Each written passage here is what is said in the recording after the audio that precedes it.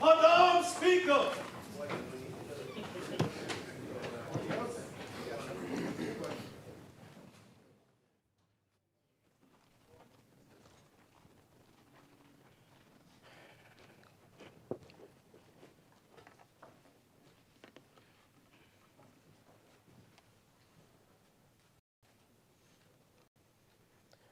A blessed good afternoon, honorable members, and those under the sound of my voice. Today, in our time of reflection, I'd like for us to reflect on the thought, the price of leadership. Anyone who has ever been serving in leadership capacity for any length of time knows that leadership comes with a hefty price tag. This price tag often comes in the form of constant criticism for the things you do and sometimes for the things you haven't even done. This sometimes comes with betrayal by those you repose the greatest level of trust in. If, as a leader, you haven't been betrayed as yet, just give it time. The price tag of leadership is being placed under scrutiny. It's being misunderstood. It's being taken advantage of. It's being lied on. It's being the recipients of personal attacks. It's sacrificing time, money, emotions, and the list goes on and on. I have concluded a long time ago that leadership is not for the weak or the faint of heart. I recall a short biblical story where a mother who made a request to Jesus for her two sons to ascend in leadership. Matthew chapter 20, verses 20 to 22 says, "Then the mother of James and John, the sons of Zebedee, came with her sons. She knelt respectfully to ask a favor. 'What is your request?' Jesus asked. She replied, 'In your kingdom, please let my two sons sit in the places of honor next to you, one on the right hand and one on the left.' But Jesus answered her by saying to them, 'You don't know what you're asking for. Are you able to drink from the bitter cup of suffering that I'm about to drink?' 'Oh, yes,' they replied, 'we are able.'" In Jesus' response to the mother's request to put her sons in leadership, he said, "I'm not sure if you really know what you're asking for.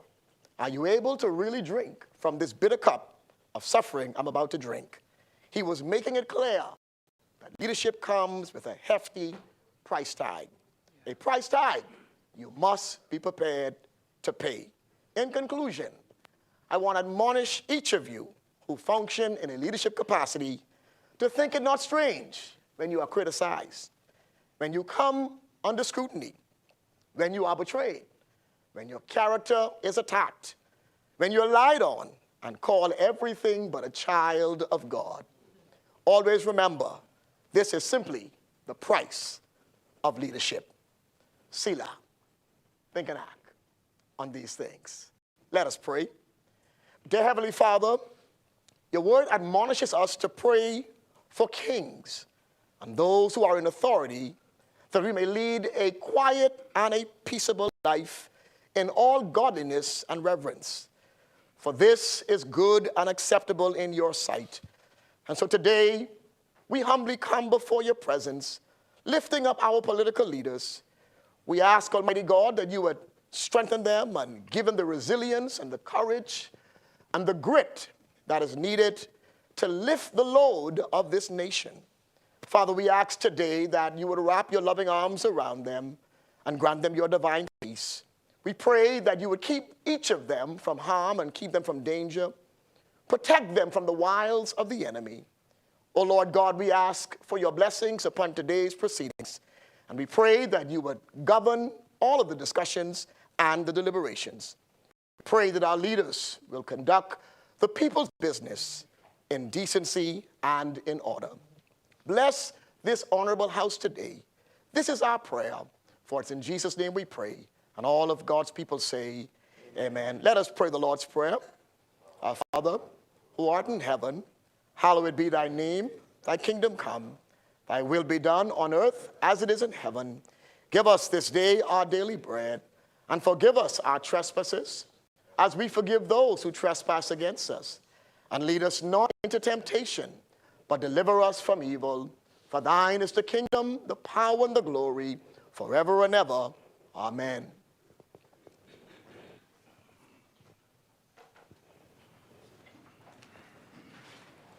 Philip Davis, Kester Cooper, Fred Mitchell, Gladys Hannah Martin, Alfred Sayers, Dr. Michael Darville, Clay Sweeting, Keith Bell, Wayne Monroe, Jobeth Colby Davis, Ginger Moxie, Mario Boleg, Jomo Campbell, Basil McIntosh, Miles LaRoda, Pia Glover Roll, Lisa Ramming, Zane Lightbourne, Dr. Hewitt Minnis, Jamal Strawn, John Pinder, Marcus Roll, Leon Lundy, Kirk Cornish, Wade Watson, Leonardo Lightbourne, Leslie Miller Bryce, Leroy Major, Sylvanus Petty, Mikhail Bonnaby, Michael Pintard, James Crazy Thompson, Aram Lewis, Shannon Dawn Cartwright, Adrian Gibson, Adrian White, Kingsley Smith, Darren Pickstock.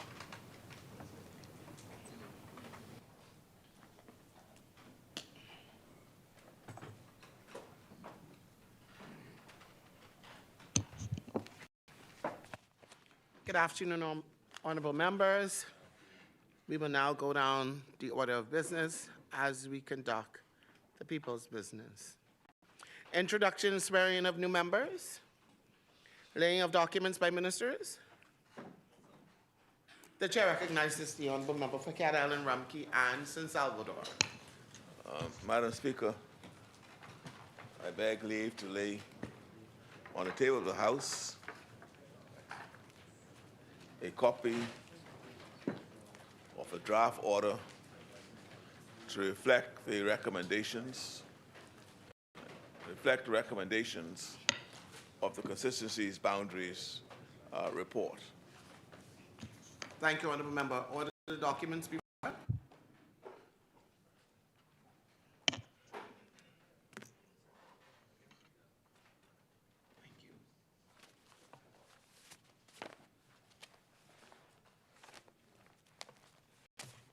Order the documents to lie on the table. Further laying of documents?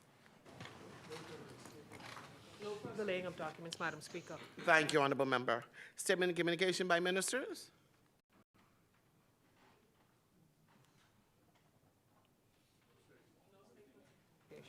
Thank you, honorable member. Communications by the clerk. Messages from the Governor General. Messages from the Senate. Motion for leave of absence, leave to resign seat and new writs.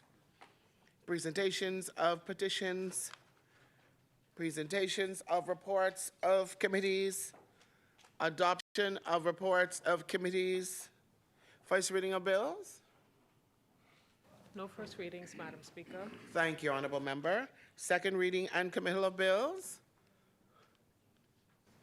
The chair recognizes the honorable member for South and Central Andros. Thank you, Madam Speaker. Oh, that's why I was Resolution. Okay. Resolution. Reading and committal of bills. Thank you, honorable member. Committee of Whole House. Third reading and passing of bills. No third reading, Madam Speaker. Thank you, honorable member. Consideration of Senate amendments. Resolutions. The chair recognizes the honorable member for South and Central Andros. Thank you, Madam Speaker. Madam Speaker, to begin, I would like to offer our prayers and best wishes to Mr. Jordan Clark, a team member of the Disaster Risk Management Authority, who was injured earlier today, and we stand in solidarity with him and his family and wish him a full and speedy recovery. Madam Speaker, as I rise on behalf of the great people of Central, Mangrove Key, and South Andros, and also representing the Great Water and Sewage Corporation, I am genuinely encouraged by the opportunity before us today, an opportunity to continue modernizing our water supply systems and to deliver tangible improvements in service to communities across our archipelago.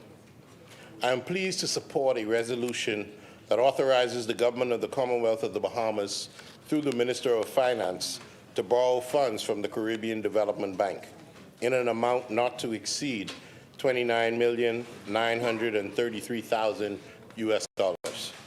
Further, This resolution allows this government to enter into the necessary contractual agreements for the financing of Phase 2 of the Bahamas Water Supply Improvement Project. It further approves the application of those funds with the Water and Sewage Corporation serving as the executing agency to advance critical water supply works across Abaco, Andros, Crooked Island, Eleuthera, Rumkey, and New Providence. Madam Speaker, at its heart, this resolution is about responsibility. It is about ensuring that Bahamians, whether in our capital or in our family islands, can depend on water systems that are reliable, safe, and fit for purpose. Access to potable water is foundational to public health, economic activity, and community stability. When water system fails, the consequences are felt immediately and disproportionately by the most vulnerable. When they function well, they quietly enable progress in every and each sector, Madam Speaker. This project represents a total investment of $46.99 million, comprising the proposed loan of $17.057 million in counterpart financing from the government of the Bahamas to the Water and Sewage Corporation. It forms part of a deliberate, long-term strategy by this administration to strengthen essential infrastructure through prudent borrowing, strong institutional partnerships, and disciplined execution. Madam Speaker, it is important to place Phase 2 in context.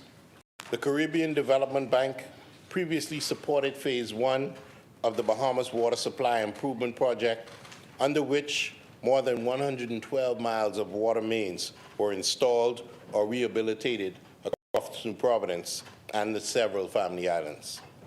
Those works addressed aging infrastructure, reduced system losses, and improved service reliability. Equally important, Phase 1 strengthened the institutional capacity of the Water and Sewage Corporation through public education initiatives, climate risk assessments, and organizational reform. That experience demonstrated two things very clearly.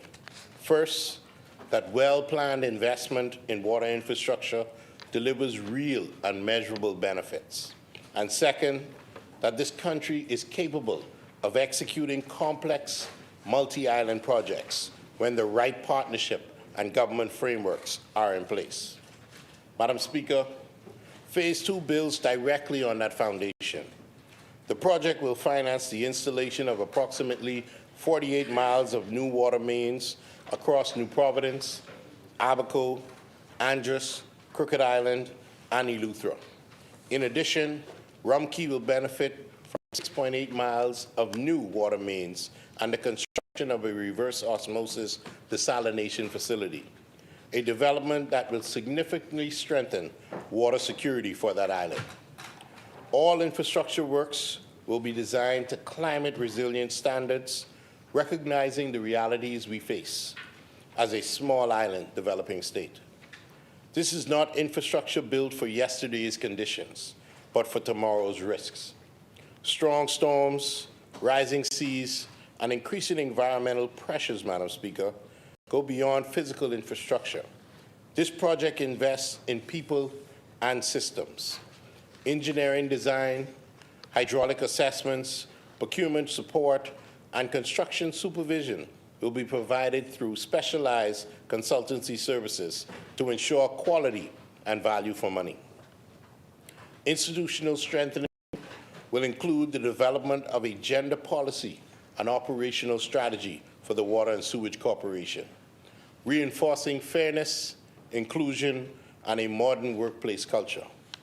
Project implementation will be managed by a dedicated execution unit within the corporation, supported by expertise in procurement, community engagement, environmental and social safeguards, health and safety, and monitoring and evaluation. These arrangements are designed to ensure transparency, accountability, and effective delivery at every stage. Madam Speaker, this resolution and this project do not stand alone. They form part of the largest investment program in the history of the Water and Sewage Corporation. Alongside this initiative are major programs supported by international financing institutions, including a $100 million credit facility with the Inter-American Development Bank, as well as a public-private partnership and government-funded projects across multiple islands. Taken together, these investments reflect a Davis-led government that is acting with purpose, modernizing essential services, strengthening institutions, and preparing the country for the challenges ahead. Madam Speaker, the impact of this project will be practical and immediate. Improved water reliability for households, reduced systems losses, stronger resilience after storms, and greater confidence for businesses and investors. But its deeper value lies in what it signals, that this government understands that sustainable development begins with getting the basics right. Madam Speaker, before concluding, I wish to place on the record my sincere appreciation to the Financial Secretary, Mr. Simon Wilson, and the team at the Ministry of Finance, to the Permanent Secretary, Mr. Marcellus Taylor, and the dedicated officers at my ministry, to the Director of Legal Affairs, Mrs. Santa Wallace, and the team at the Office of the Attorney General, to the Board, to the Executive Chairman, Dr. Trajane Jadaret, and Board of Directors, and to the General Manager, Mr. Robert Deal, and management and staff at the Water and Sewage Corporation for their efforts to date, and to the Board of Governors, Board of Directors, President, and management of the Caribbean Development Bank for their continued partnership and confidence in the Bahamas. Madam Speaker, this resolution authorizes responsible borrowing, sound contractual engagement, and targeted investment in infrastructure that directly affects the lives of our people. It is aligned with this New Day government's national development agenda, our climate resilient priorities, and our commitment to delivering practical results for Bahamians. Madam Speaker, I am pleased to commend this resolution to this honorable House. I so move, Madam Speaker.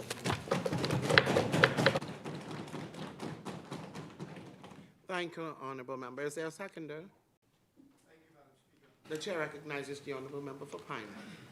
Madam Speaker, I rise on behalf of the wonderful people of the Pinewood constituency, whose support I am internally grateful. Madam Speaker, just like the mover, I too intend to be very brief.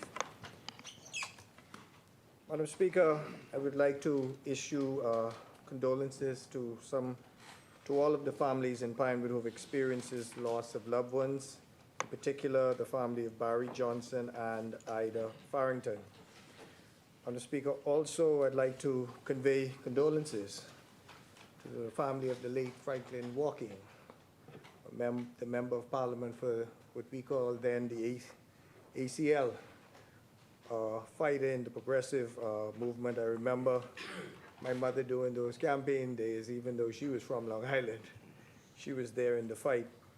And also to acknowledge Miss Ivor Nixon, Nee Burroughs, who was funeralized in Inagua over the weekend. Myself, the Prime Minister led the delegation. The member from Marco City and St. Anne's was there. Madam Speaker, Miss Nixon was a true community builder. If those who were not there had heard the sermon that was given by Father Keith Cartwright, we would acknowledge that we've lost a true Bahamian fighter for, in particular, the most vulnerable in our society. And I'd like to offer again condolences to my good friend John Nixon, his brother Scott, Keith, Freddie, and other family members. And may their souls rest in peace. Madam Speaker, I'd also join my colleague in wishing for a speedy recovery, Jordan Clark, who is a former chairman of PYL and also a active member in the Pinewood community. May God grant him a speedy recovery. Madam Speaker, Finally, we have our Pinewood Branch meeting next week, Tuesday, 6:30 at Cleveland Eneas.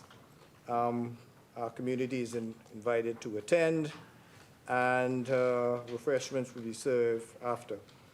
Madam Speaker, as I said, I'll be very brief, and that I am pleased to second this resolution. My constituents will also be pleased with the results of this resolution. Madam Speaker, that is because Pinewood 10 will stand to benefit greatly from this. Madam Speaker, a few weeks ago, Mr. Christopher Lee and the Ministry of National Security signed a PPP for the construction of a new $5 million state-of-the-art community center to be in Pinewood. Also, in November of last year, the Inter-American Development Bank signed an agreement for infrastructural works for upgrades in New Providence. Included in that, for this year's budget, is some $20 million. That will be spent, that is budgeted to be spent on, among other things, drain remediation in the Pinewood community. Madam Speaker, according to the Minister of Works, he will bring a cabinet paper in a few weeks with regards to those said drainage works. Madam Speaker, I mention that because it has been said in some areas about the government's priorities when it came to the construction of the community center. And for those who may have missed the memo, you know, this government could walk and chew gum. We could build a community center and address the drainage remediation in Pinewood, along with paving roads and other works that are to be done. Madam Speaker, this resolution, as I said again, will be beneficial to the constituents of Pinewood as it presents. I'm speaking for Pinewood right now, the Bahamas as a whole. But we are talking about infrastructural upgrades. The member for Miami South and Central Land just spoke of the 112 miles of mains of replacement and installation. And so this is a build on phase one. And I am sure that the communities that will benefit from this one will be greatly appreciated, Madam Speaker. The said replacement and installation will deliver quality water and sanitation services that will greatly improve the quality of life for the residents of Pinewood. So, Madam Speaker, as I promised to be brief, it is my absolute pleasure to second this resolution on behalf of the great people of Pinewood. I commend the government and via the Water and Sewage Corporation and the Caribbean Development Bank for this initiative that will benefit, in particular, this constituency and the country as a whole. Madam Speaker, Pinewood supports this resolution.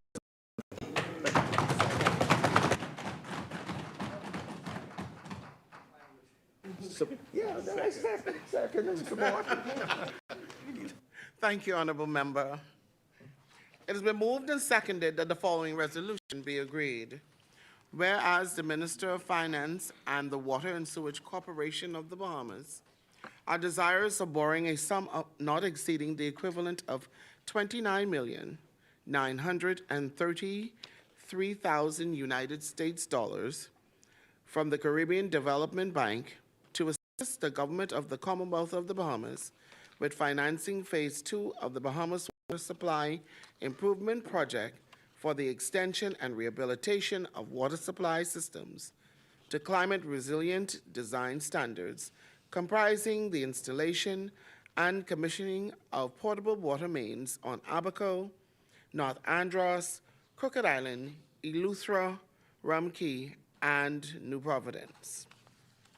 Now, therefore, be it resolved that this House, A, authorizes the Minister of Finance to borrow such sums not exceeding the equivalent of $29,933,000 in currency of the United States of America from the bank.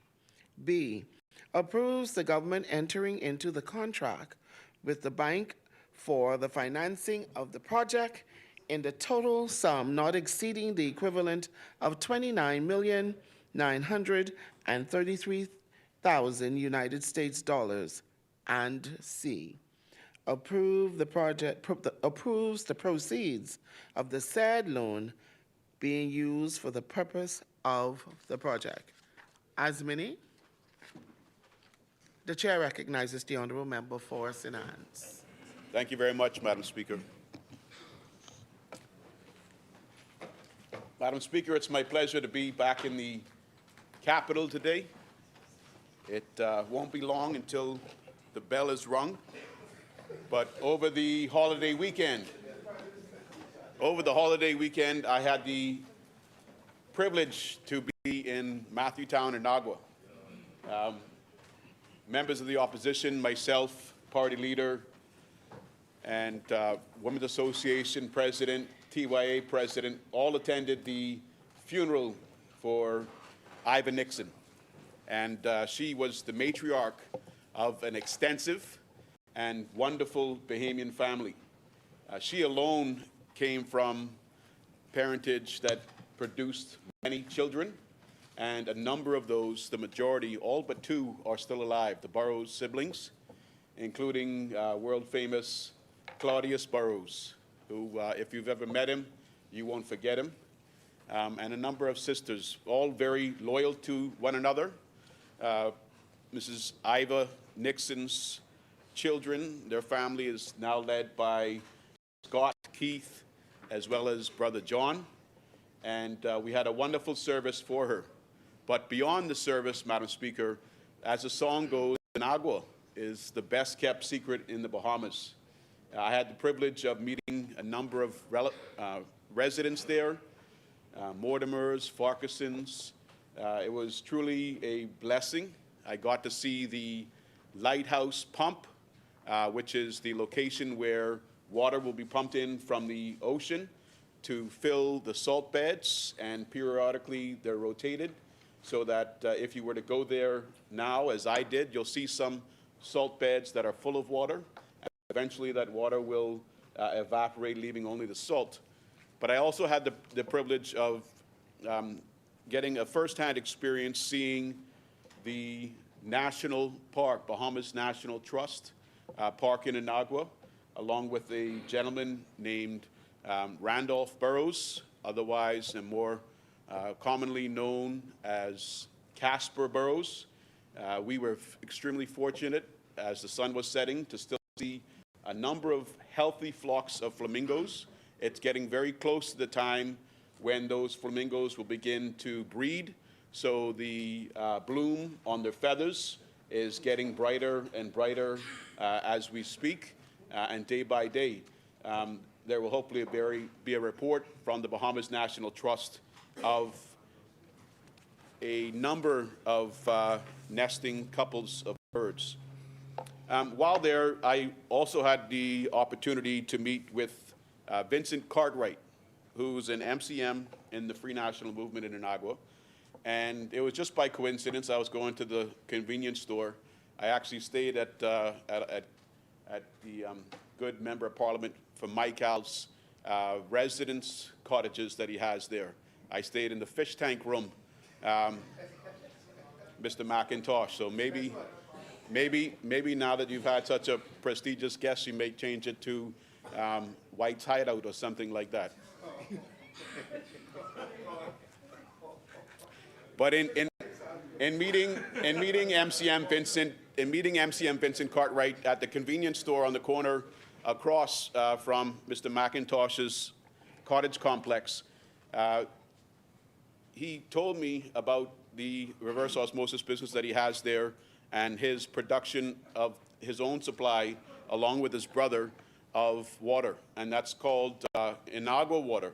And Madam Speaker, Mr. Cartwright told me that Inagua water is the best water in the Commonwealth of the Bahamas. So I am going to now try, because the bottle that he gave to me, I haven't opened it yet. I thought that two of us, Madam Speaker, might share a glass together. It's true, Madam Speaker. I received this I thought that the message would get through the entire Commonwealth the best through my voice here in the House of Assembly, and there would be no better person to take a glass and say cheers with than you, Madam Speaker. So if you'll indulge me, I notice that neither of your glasses have any water in them now. If one of the clerk's team would get a glass for you, I'll pour those glasses, Madam Speaker, for us too.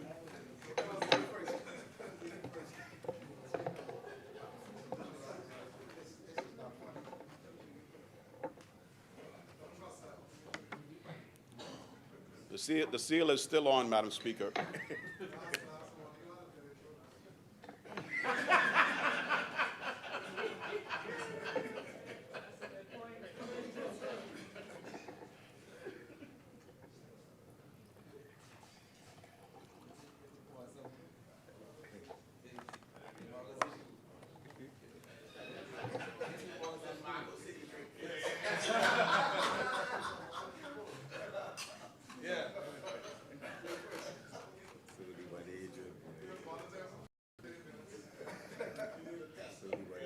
Madam Speaker, that water is the smoothest I've tasted in all of my life, and I tend to agree. I full-heartedly agree with Vincent Cartwright that Inagua water is the best water in all of the Bahamas. Michael, do you agree?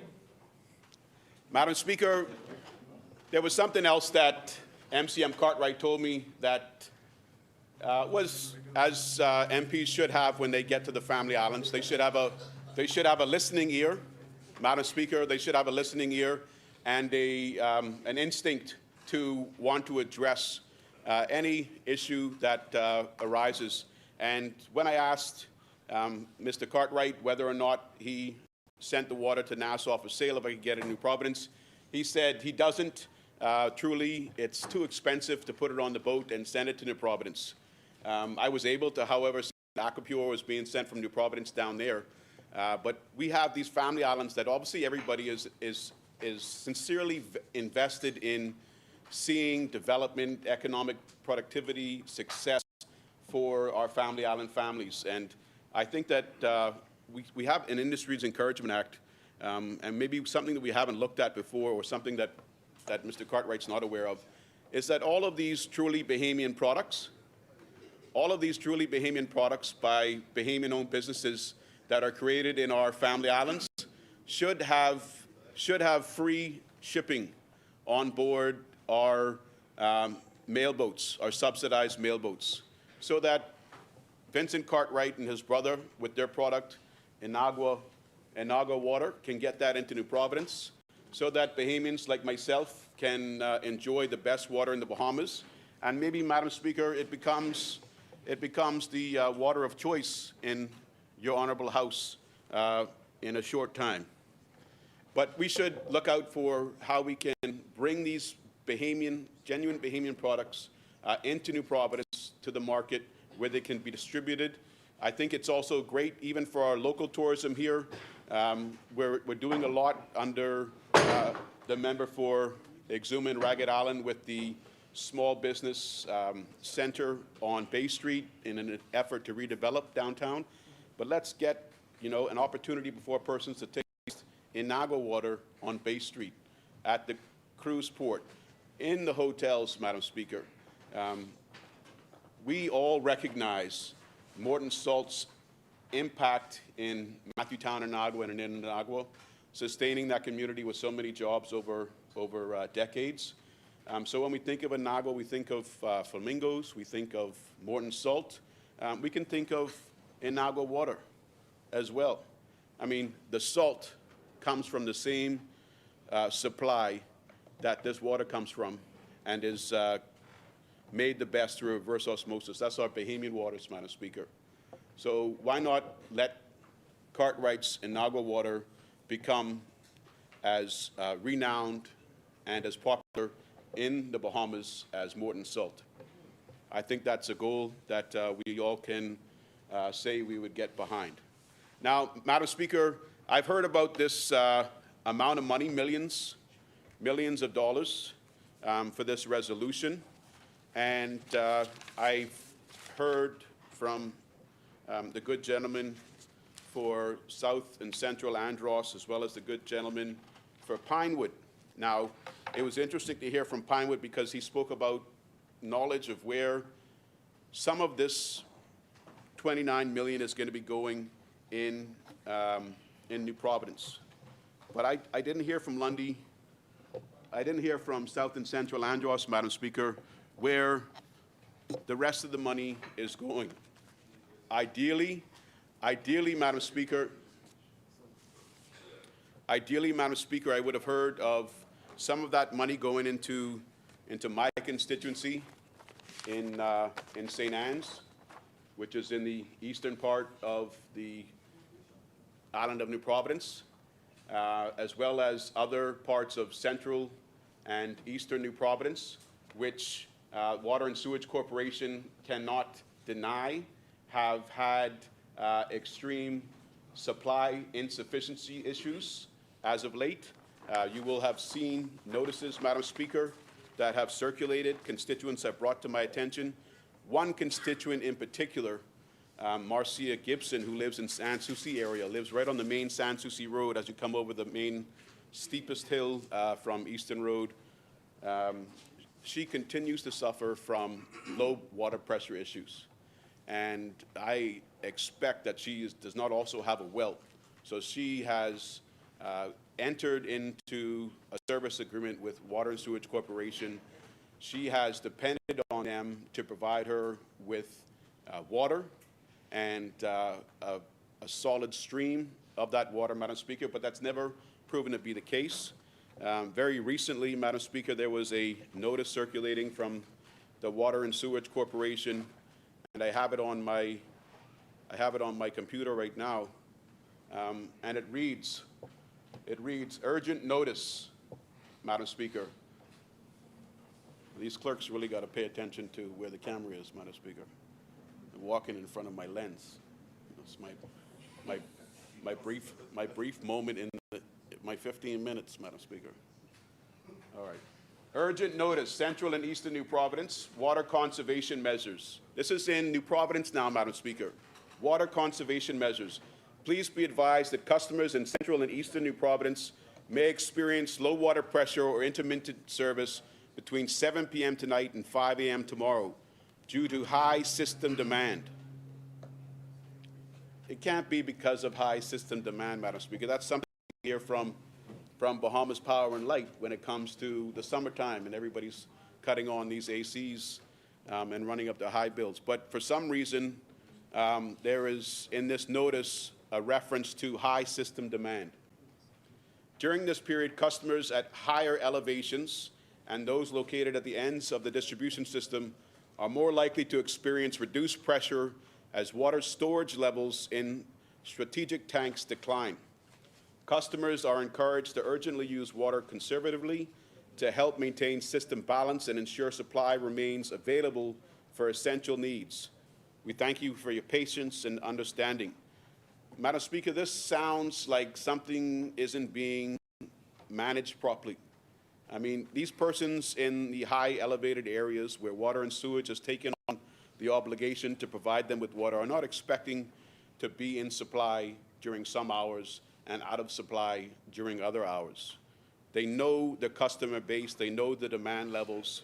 You can't then turn on someone and say, guess what, we're going to take you back in time as though you're still living in a remote family island, Madam Speaker, and you're not going to have water at certain times, so use it conservatively. What has increased? What increased the system demand when this notice was put out? Mrs. Gibson's also told me of instances when the response she gets from representatives from the Water and Sewage Corporation, and I can't identify which one because I don't know, but the response she gets from persons of the Water and Sewage Corporation is that, well, so long as you live in a neighborhood on a hill or in a high elevated area, you're not going to have a good water supply, strong water supply. So that's a identifiable problem. Obviously, it's something that can be fixed. We have 29+ million right now by way of resolution, Madam Speaker. We have 29,933,000 that's coming into, importantly, our family islands and New Providence. let's not forget all of the constituencies of New Providence, Madam Speaker. Something like tanks, that isn't necessarily a climate issue, a climate resilient standard issue. That's something that we've had prior to independence, Madam Speaker. We should be able to have tanks where tanks are going to be needed, and we should have the pumps necessary to ensure that there is a supply to all communities in New Providence, as well as communities throughout our family islands. Now, the family islands identified, Madam Speaker, in this resolution include Abaco, North Andros, Crooked Island, Eleuthera, Rumkey, and as I've said already, New Providence. So Abaco, Madam Speaker, yes, of course, but where? Where are these mains going to be going? Are these mains that are going to be replacing existing mains because those existing mains are not up to the climate resilient standards? Or are we providing mains to parts of Abaco, communities in Abaco that had no mains to begin with? And now, like Barry recently, they are going to have portable water source in their communities. North Andros, where in North Andros is this water supply going? We've just seen fire trucks that didn't have operational capacity, obviously didn't have water, that couldn't get to the fish fry, that suffered tremendously with 5 stalls being burnt down in the early hours this morning. We also have Crooked Island. Crooked Island has gone through blackouts, water shortages. Eleuthera, the same. Eleuthera, Land of Freedom. Really, in my opinion, our third or fourth city. Eleuthera, Madam Speaker, is at a even level, in my opinion, with Inagua. The way that Matthewtown was laid out with all of the infrastructure and roads, all of the channels for flooding going out to the sea, we can really look at developing Eleuthera, Inagua, Madam Speaker, and then you have Rumkey, which I think the mover gave some indication as to what will be happening in Rumkey. But this is just under $30 million, Madam Speaker. And I don't see a single display board presented here today identifying what residents in these communities can expect. I didn't hear when they can expect them, Madam Speaker, just that the money was basically becoming available. I didn't hear anything about the first phase, Madam Speaker, because this is identified as being phase 2 of the Bahamas Water Supply Improvement Project. I didn't hear anything about phase 1 and the successes, the differences. I've heard through the member for Seabreeze's active social media pages, I saw a blue pipe protruding out of the fill, and water was finally flowing up out of it in a very dramatic way. And I know of Barry Tarry getting portable water. But who else has had a water project completed? Have we not heard from any of them? Are there no images? Are there no residents acknowledging completion of the project and being thankful for the project? We've also heard, Madam Speaker, from Water and Sewage of these pay-as-you-go type meters. I haven't seen where any of those have been installed yet. It kind of sounds a bit like the Golden Yoke project, Madam Speaker. Fantastic, excellent. This will be the year. Did that year go already? Oh, okay, this one must be the year. Residents, Madam Speaker, in the Family Islands, they want more money coming into their Family Island communities. They want to know that governments are properly aware of their issues. They want infrastructure, Madam Speaker, but they also want development opportunities. They want economic opportunities that's going to put money in their pockets. They want the children who live in their communities to be able to say, yes, I want to finish my high school. Yes, I want to get a tertiary education, but I love my country. I love my island. I want to come back here, and I want to work in this field. In Inagua, a lot of persons are dependent on fisheries. I met a great guy by the last name of Cox, giant of a man, Madam Speaker. I mean, I joked with myself that all of our prime ministers seem to be short men, Madam Speaker. So I got in between these two giant Inagwan men just to give myself hope that maybe one day I might be prime minister too. They were huge men, Madam Speaker. There was a giant of a man named Cox, a Rasta. The next day, I heard him say that he was going out on the water. The guy would have been bigger than any bull shark probably swimming in our great Bahama banks, Madam Speaker. And he goes to dive conch. And that evening, he was making a conch salad. And that seemed to be, as far as Matthewtown activity went, that seemed to be what everybody was looking forward to that day. And that's great, because the community itself is putting support behind the individuals that are being entrepreneurial, that are being positive and constructive with their time, Madam Speaker. So I think that if we can make our Family Island settlements, if we can identify them, we know we have New Providence, we know we have Grand Bahama, that has its own issues. We know we have Abaco, that's still recovering from Dorian. Eleuthera looks like it's trying to make a comeback, but Inagua is ready for an opportunity, Madam Speaker. I would like our Family Island residents to be more optimistic and have more confidence in the government. They don't just want to hear the same things being promised and never delivered. And that's the case in Inagua with the schools down there, Madam Speaker. There was a fire that took out between 2 to 3 buildings, and one building which was declared uninhabitable still is being used at times for classes. The high school students are using the primary school facility. The primary school facility still has a door on the children's bathroom that looked like it's maybe off of a Hobbit movie. It's probably too small for me to fit straight on. I'd have to slide in, Madam Speaker, sideways. But the high school is in the primary school. The primary school is in the Anglican Church's community property. This is very one basic necessary amenity to the community of Inagua, and it's not being done properly. There's still an order, Madam Speaker, there's still a request pending for chairs. So you look at the campus and you might think you're looking at a university campus. You're basically looking at a community where way off in the distance there's a red building. That's the language center. Then you have another building, that's the Spanish Center. They don't have an art teacher down there, Madam Speaker. They're missing a few other music teacher. And they've still got a request pending from the beginning of the year for more chairs for the classrooms.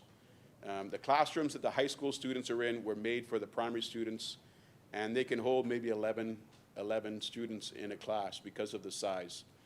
Easy things like that. I know I will tell people, I'll tell voters all the day that this current government has issued contracts left and right.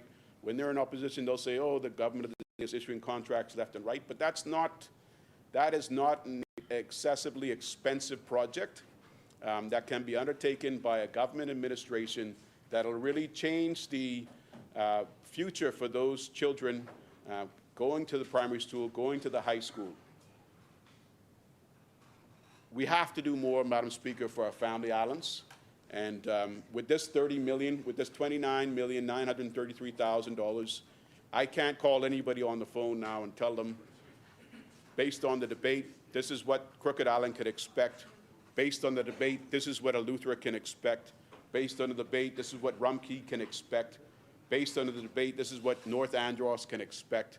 Based on the debate, this is what Abaco can expect. And I can't go back and tell my constituents, despite that recent notice, Madam Speaker, of conservation needing to be required in St. Anne's. I can't go back and tell my constituents, Madam Speaker, like the member for Pinewood was able to do, that some of this $29 million is going to be coming to you. Okay, Madam Speaker? The government with this money, before this debate closes, needs to give more specifics on where this money is going and what happened to phase one of the water project. Thank you very much, Madam Speaker.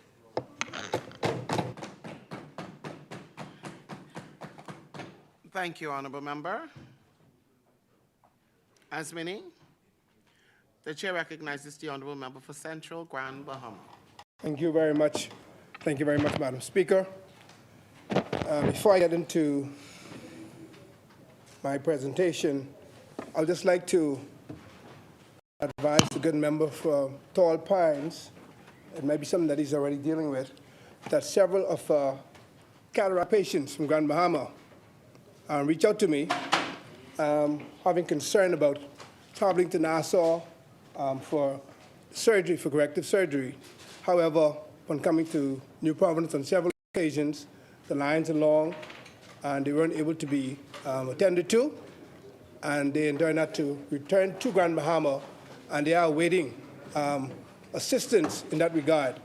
Quite a bit of them are raising this concern on a regular basis. Perhaps consideration could be given to, instead of patients having to travel from Grand Bahama, paying airfare and car and hotel, etc., perhaps an ophthalmologist or whoever deals with that can travel to Grand Bahama once you have a certain amount to make it easier on the patients. It is becoming stressful, and I'm only relaying the message that was passed on to me by several of the residents of Grand Bahama from across the wide section from East Grand Bahama to West. So perhaps if you can clarify that, to give them some ray of hope and confidence that the matter is being resolved, I'll appreciate that. I yield. The Chair recognizes the Honorable Member for Tall Thank you Pines. so much, Member for Central Grand Bahama. It has been brought to my attention that the current program that is ongoing in conjunction with the Chinese government to do some 200 to 250 cataract surgeries, not only for the residents of New Providence and Grand Bahama, but throughout the entire country. The program incorporates 11 family islands, and the screening for a program of this magnitude was in excess of 400. Individuals were called who passed the initial screening for them to be placed on a list so that they can have these life-changing procedures done. And many on arrival during the pre-clearance found that their blood pressures and sugars and so forth were out of control. It's important to understand that these procedures can only be done if your comorbidities are under control, and rather than trying to do these procedures and result with complications, some individuals were disappointed because the procedures were not done.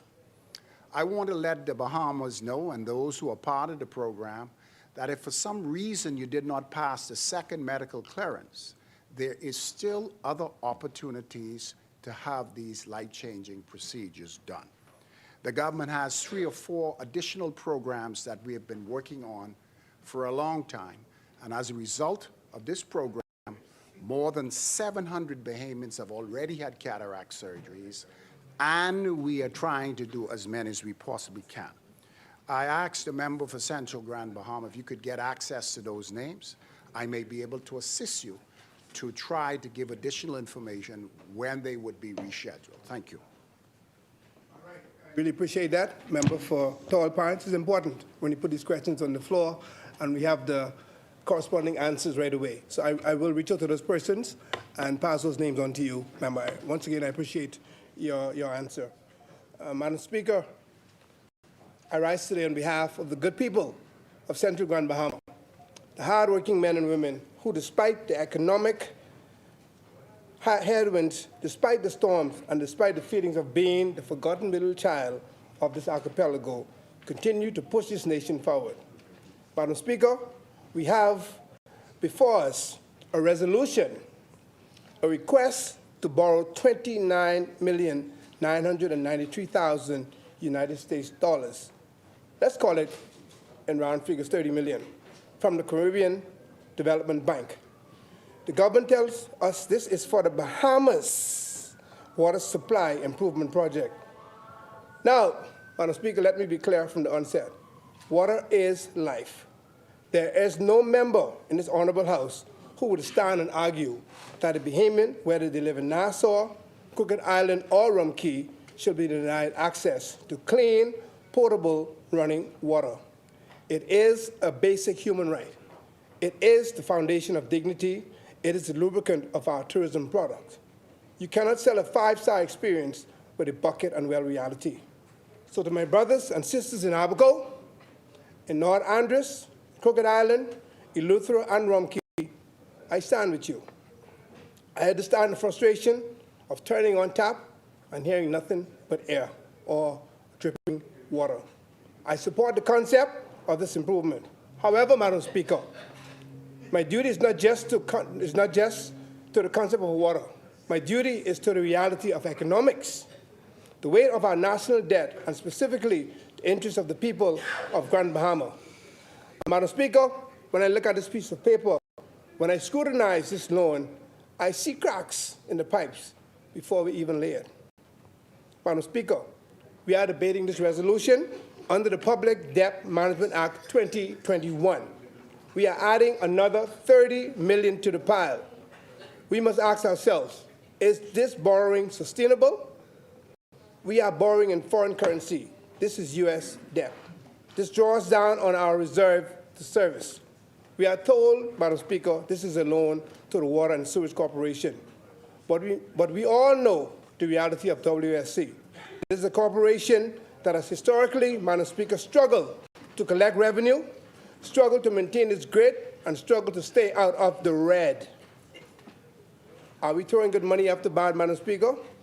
If we borrow this $30 million to fix the pipes, but we do not fix the management, do not fix the leakage, the non-revenue water, where we are told that some 50% of what is produced is lost into the ground, then we are simply mortgaging our children's future to water the limestone rock beneath us. Madam Speaker, my most critical objection, the issue that burns in the chest of every constituent in Central Grand Bahama, is found in the text of this very resolution. I invite the member of South and Central Andros to look at the list of locations, and unfortunately he's not in the chamber at the moment. I see Abaco, I see Andros, I see Crooked Island, I see Eleuthera, I see Rumkey, I see New Providence. But Madam Speaker, where is Grand Bahama? In particular, where is Central Grand Bahama, Madam Speaker? Once again, the nation's second, I'm going to get to this, the nation's second city, the industrial capital, is invisible in the government's investment plan, yet highly visible when it comes time to pay the bill. Madam Speaker, now I know what the government side will say, and they just said it. The member for Central Grand Bahama, Freeport is under the Port Authority. You have the Grand Bahama Utility Company. That's private. Today, we cannot hide behind the Hawkesbury Creek Agreement. The debt you are incurring is sovereign debt. It is backed by the consolidated funds, according to what I'm understanding. The tax collected in Freeport, the VAT my constituents pay at the grocery store, the customs duties paid on goods that fall outside the bonded area, the departure tax, those tax dollars go into the pot where we will pay this loan back from. Think about it. But Madam Speaker, we all know, and the member for Pine Ridge could attest to this, the member for Marco City could attest to this, the member for East Grand Bahama and West Grand Bahama could attest to this. There is a legacy issue in Central Grand Bahama, in the area from Marktown to Pinners Point. We've had issues for years and years of rusty water, of damaged infrastructure. In fact, this happened to be in my desk. I've seen pictures of water coming out of the pipes in Central Grand Bahama, this color. People losing clothes, putting it in the machine. By the time it comes out, it's destroyed. Madam Speaker, reality. That is not the Freeport area. And I have contacted the utility company, and through agitating as a member of Parliament for Central Grand Bahama, I was able in 2022 to replace some 2,000 linear feet of rusty pipes from a portion of Pinners Point heading west to Borco Corner. Some 2,000 linear feet. But we have an additional 2,500 plus to go. I went to the utility company and asked them, what about the remaining infrastructure? They advised, the water is ours, but the infrastructure is the government. We work with you to replace the 2,000 linear feet, but the balance is up to the government. So again, that's what I'm being told. And if that is not correct, I would love for somebody to tell me who owns the infrastructure, because it needs to be done. I mean, we find over and over. The crime, Sedness carried many stories of that. Rusty water in those areas, as well as low pressure. So we are borrowing some 30 million. And Central Grand Bahama, the area that has been highly advertised, has been complaining about rusty water for years and years and years, was not considered in this most critical borrowing exercise. That is where my concern is. So, Madam Speaker, the people of Central Grand Bahama have no signers of this loan. Even though we are not in, we are considered to be in the Port Authority area. We are the guarantors of this loan, but we are not beneficiaries. Madam Speaker, let's talk about the economy of Freeport and how it relates to this water project. The economy of Grand Bahama is currently in a delicate state. We are seeing glimmers of hope, yes, but we are also seeing stagnation. We have high youth unemployment. We have a cost of living crisis that rivals New Providence. When the government borrows $30 million for infrastructure, there is $30 million of economic stimulus. That is contracts for trenching, that is wages for pipe fitters, that is money circulating in the local economy of Eleuthera and Andros. I begrudge them not. But why is there no parallel investment for Grand Bahama? If the Grand Bahama Utility Company is handling the water in Freeport, fine. But what about the areas, again, of East Grand Bahama? My hometown, Waterkey, Sweeting Ski. What is happening to those failing infrastructure? Furthermore, Madam Speaker, if we are going to borrow $30 million, why are we not looking at a comprehensive utility strategy that integrates Grand Bahama? We have persistent issues with water salinity in Grand Bahama since Hurricane Dorian, and that is, again, widely publicized. The freshwater lens have been compromised. My constituencies in certain areas have been complaining, Madam Speaker, about salty water for years coming out of the tap. Where's the loan for the reverse osmosis expansion in Grand Bahama? Madam Speaker, this resolution represents a philosophy of trickle-down debt. The government believes that if they borrow for the family island, eventually the whole country rises. But for Grand Bahama, and I have to be Grand Bahama-centric in this, it feels like we are being asked to bail out the boat, Madam Speaker, while we are swimming on our own. We need to pivot. If the government brings a loan resolution to this House, it must pass a national equity test. If you're going to tax Grand Bahama to pay for pipes in Eleuthera, you must show me where you are investing in the hospital in Freeport. You must show me where you're investing in the airport in Grand Bahama. You cannot treat Grand Bahama as a cash cow for tax revenue and a ghost town for capital expenditure. Madam Speaker, before I take my seat, I have specific questions for the Minister of Finance regarding this CDB loan. The interest rate in term. What is the interest rate on this $229.9 million loan? Is it variable? In a world of rising interest rates, are we locking ourselves into a bad deal, or is it flexible? Of this $30 million, how much will actually stay in the Bahamas? How much is going to foreign consultants and foreign pipe manufacturers? Will there be a mandate that Bahamian contractors, perhaps even contractors from Grand Bahama, who are looking for work, may get first preference on these projects in the family islands, Abaco is nearby? What guarantees do we have that this project will come in on budget? Madam Speaker, the Water and Sewage Corporation has a history of cost overruns, and we know why. There are so many unknowns when you dig in the ground, when you take in our pipes. And what administration knew?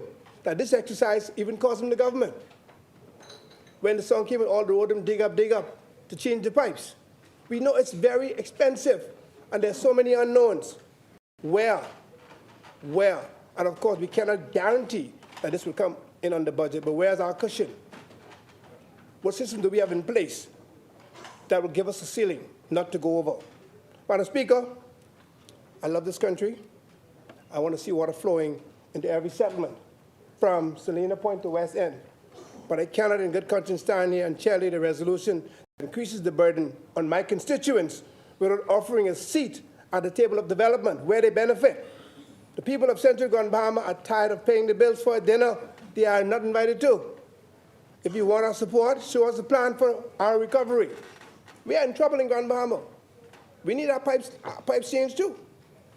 Show us that this government recognizes that the Bahamas is not just Nassau and specific islands you choose to favor today. Madam Speaker, as I am forward in this bill, I would listen to other debates. I really want to support the development, but I need to see a commitment, Madam Speaker, to the infrastructure and economy of Grand Bahama that matches the zeal you show for borrowing money. My support remains highly qualified, Madam Speaker, but I'm deeply skeptical that any of it will flow into Central Grand Bahama or Grand Bahama on a whole.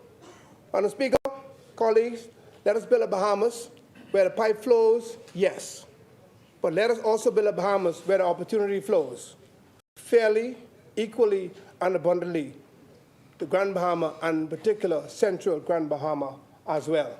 Madam Speaker, I support the resolution, but I am deeply concerned and troubled that my constituency, where there's been so many complaints about low water pressure, about rusty water, about people, equipment being destroyed, washers and dryers being thrown out after a certain amount of years, clothes being lost, issues that were not hidden.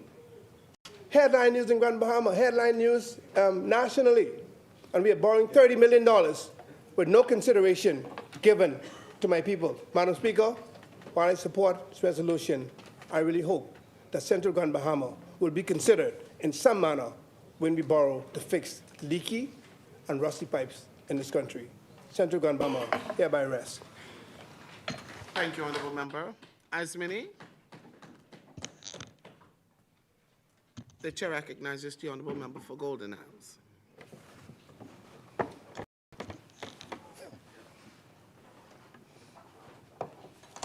Madam Speaker, honourable members, fellow Bahamians watching and listening. Today I am humbled by the grace of God and deeply appreciative of the confidence of the people of Golden Isles that they have placed in me to serve in this honourable House. Before I proceed, Madam Speaker, I would like to join my colleagues in their prayers for Jordan Clark for a speedy recovery for the incident that he experienced. Madam Speaker, I also wish to recognize in the gallery our youth officer for Golden Isles, Andy Munro, who is sitting in the gallery with the yellow tie. And Madam Speaker, it is my prayer that one day he will be standing right here representing the Commonwealth of the Bahamas. And let me make clear, representing for the PLP.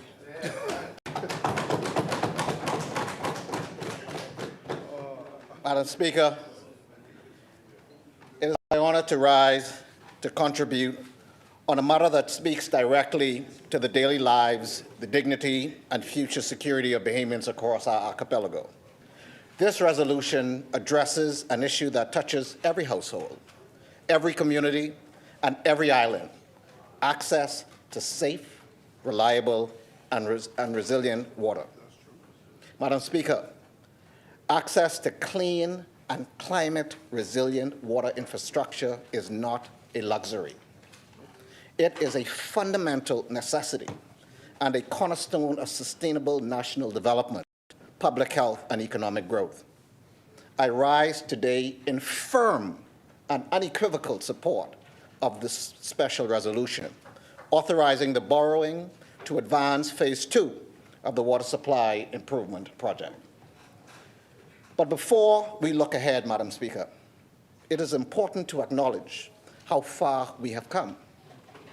The first phase of this project began nearly a decade ago, and it is this New Day government that has demonstrated the commitment, the resolve, and the follow-through to keep this critical national initiative moving forward. This is what distinguishes the Progressive Labour Party from those on the other side. We are the party of movement, the party that does not stall, but builds, advances, and delivers. Madam Speaker, the earlier phases of this project focused on strengthening water supply and distribution systems across multiple islands, while also investing in the systems and people that support service delivery. Beyond pipes and pumps, it included public education and awareness initiatives, climate risk and vulnerability assessments, institutional reform support, and strategic planning to improve long-term resilience and sustainability within the water sector. These efforts were deliberate. They were forward-thinking and necessary to ensure long-lasting impact. Today, Madam Speaker, this government is taking the next step, the next decisive step in the development of our country by advancing phase 2 of this vital project. This phase builds on previous investments and focuses on expanding and rehabilitating water supply infrastructure, while further strengthening institution and project management capacity. The scope of work is extensive and impactful, Madam Speaker. It includes the replacement of aging water mains, installation of a new main totaling 112 miles, benefiting communities and islands such as Abaco, North Andros, Crooked Island, Eleuthera, Rumkey, and New Providence. And might I add, Madam Speaker, this project also benefited the great constituency of Golden Isles. In Boatswain Hill and Coral Lakes, they were the benefactors of this project, Madam Speaker. Madam Speaker, these works are being designed and executed to climate resilience standards, ensuring that our infrastructure is stronger, more reliable, and better prepared for challenges posed by climate change. More importantly, Madam Speaker, this project is not only about infrastructure, it is also about people. It prioritizes institutional strengthening, workforce development, and diverse, inclusive participation. I want to highlight specifically, Madam Speaker, the gender policy and operational strategy that is planned under this project.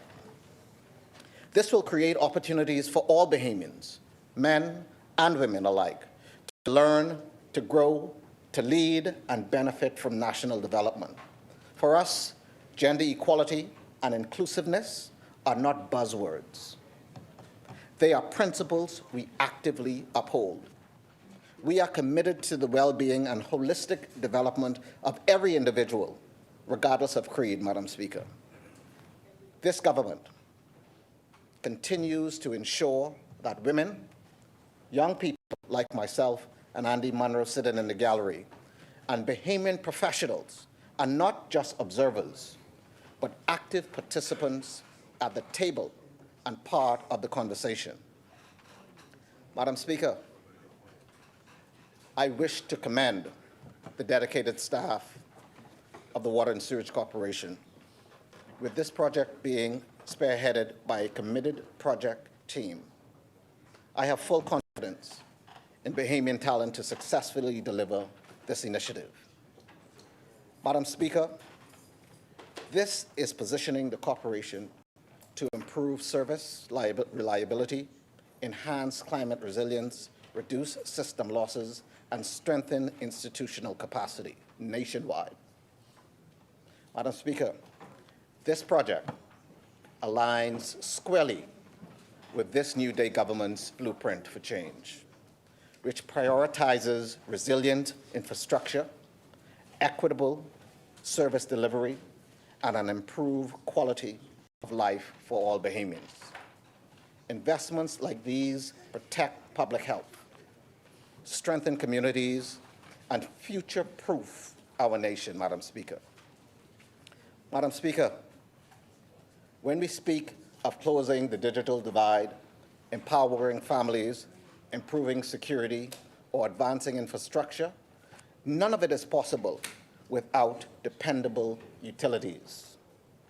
This project represents the kind of upgrade that matters, the kind of strategic investment my constituents expect, deserve, and will benefit from.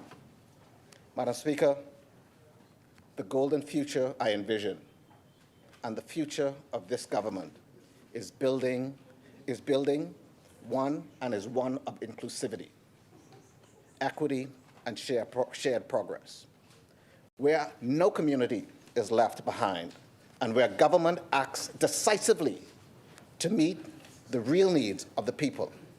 For these reasons, Madam Speaker, Golden Isles fully supports this special resolution. I thank you.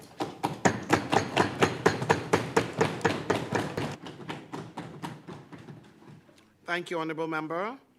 Asmini. The Chair recognizes the Honourable Member for Marco City. Thank you very much. Madam Speaker, I'd like to say a happy new year to all my colleagues here once again and to Bahamians everywhere. And to pray that by the grace of God that this would be your best year ever. And to once again say to the people of Marco City, a happy new year. And to let you know that we stand ready to again raise the issues that are important to you and to stand in the gap for you and be of assistance every day of this year and the years to come.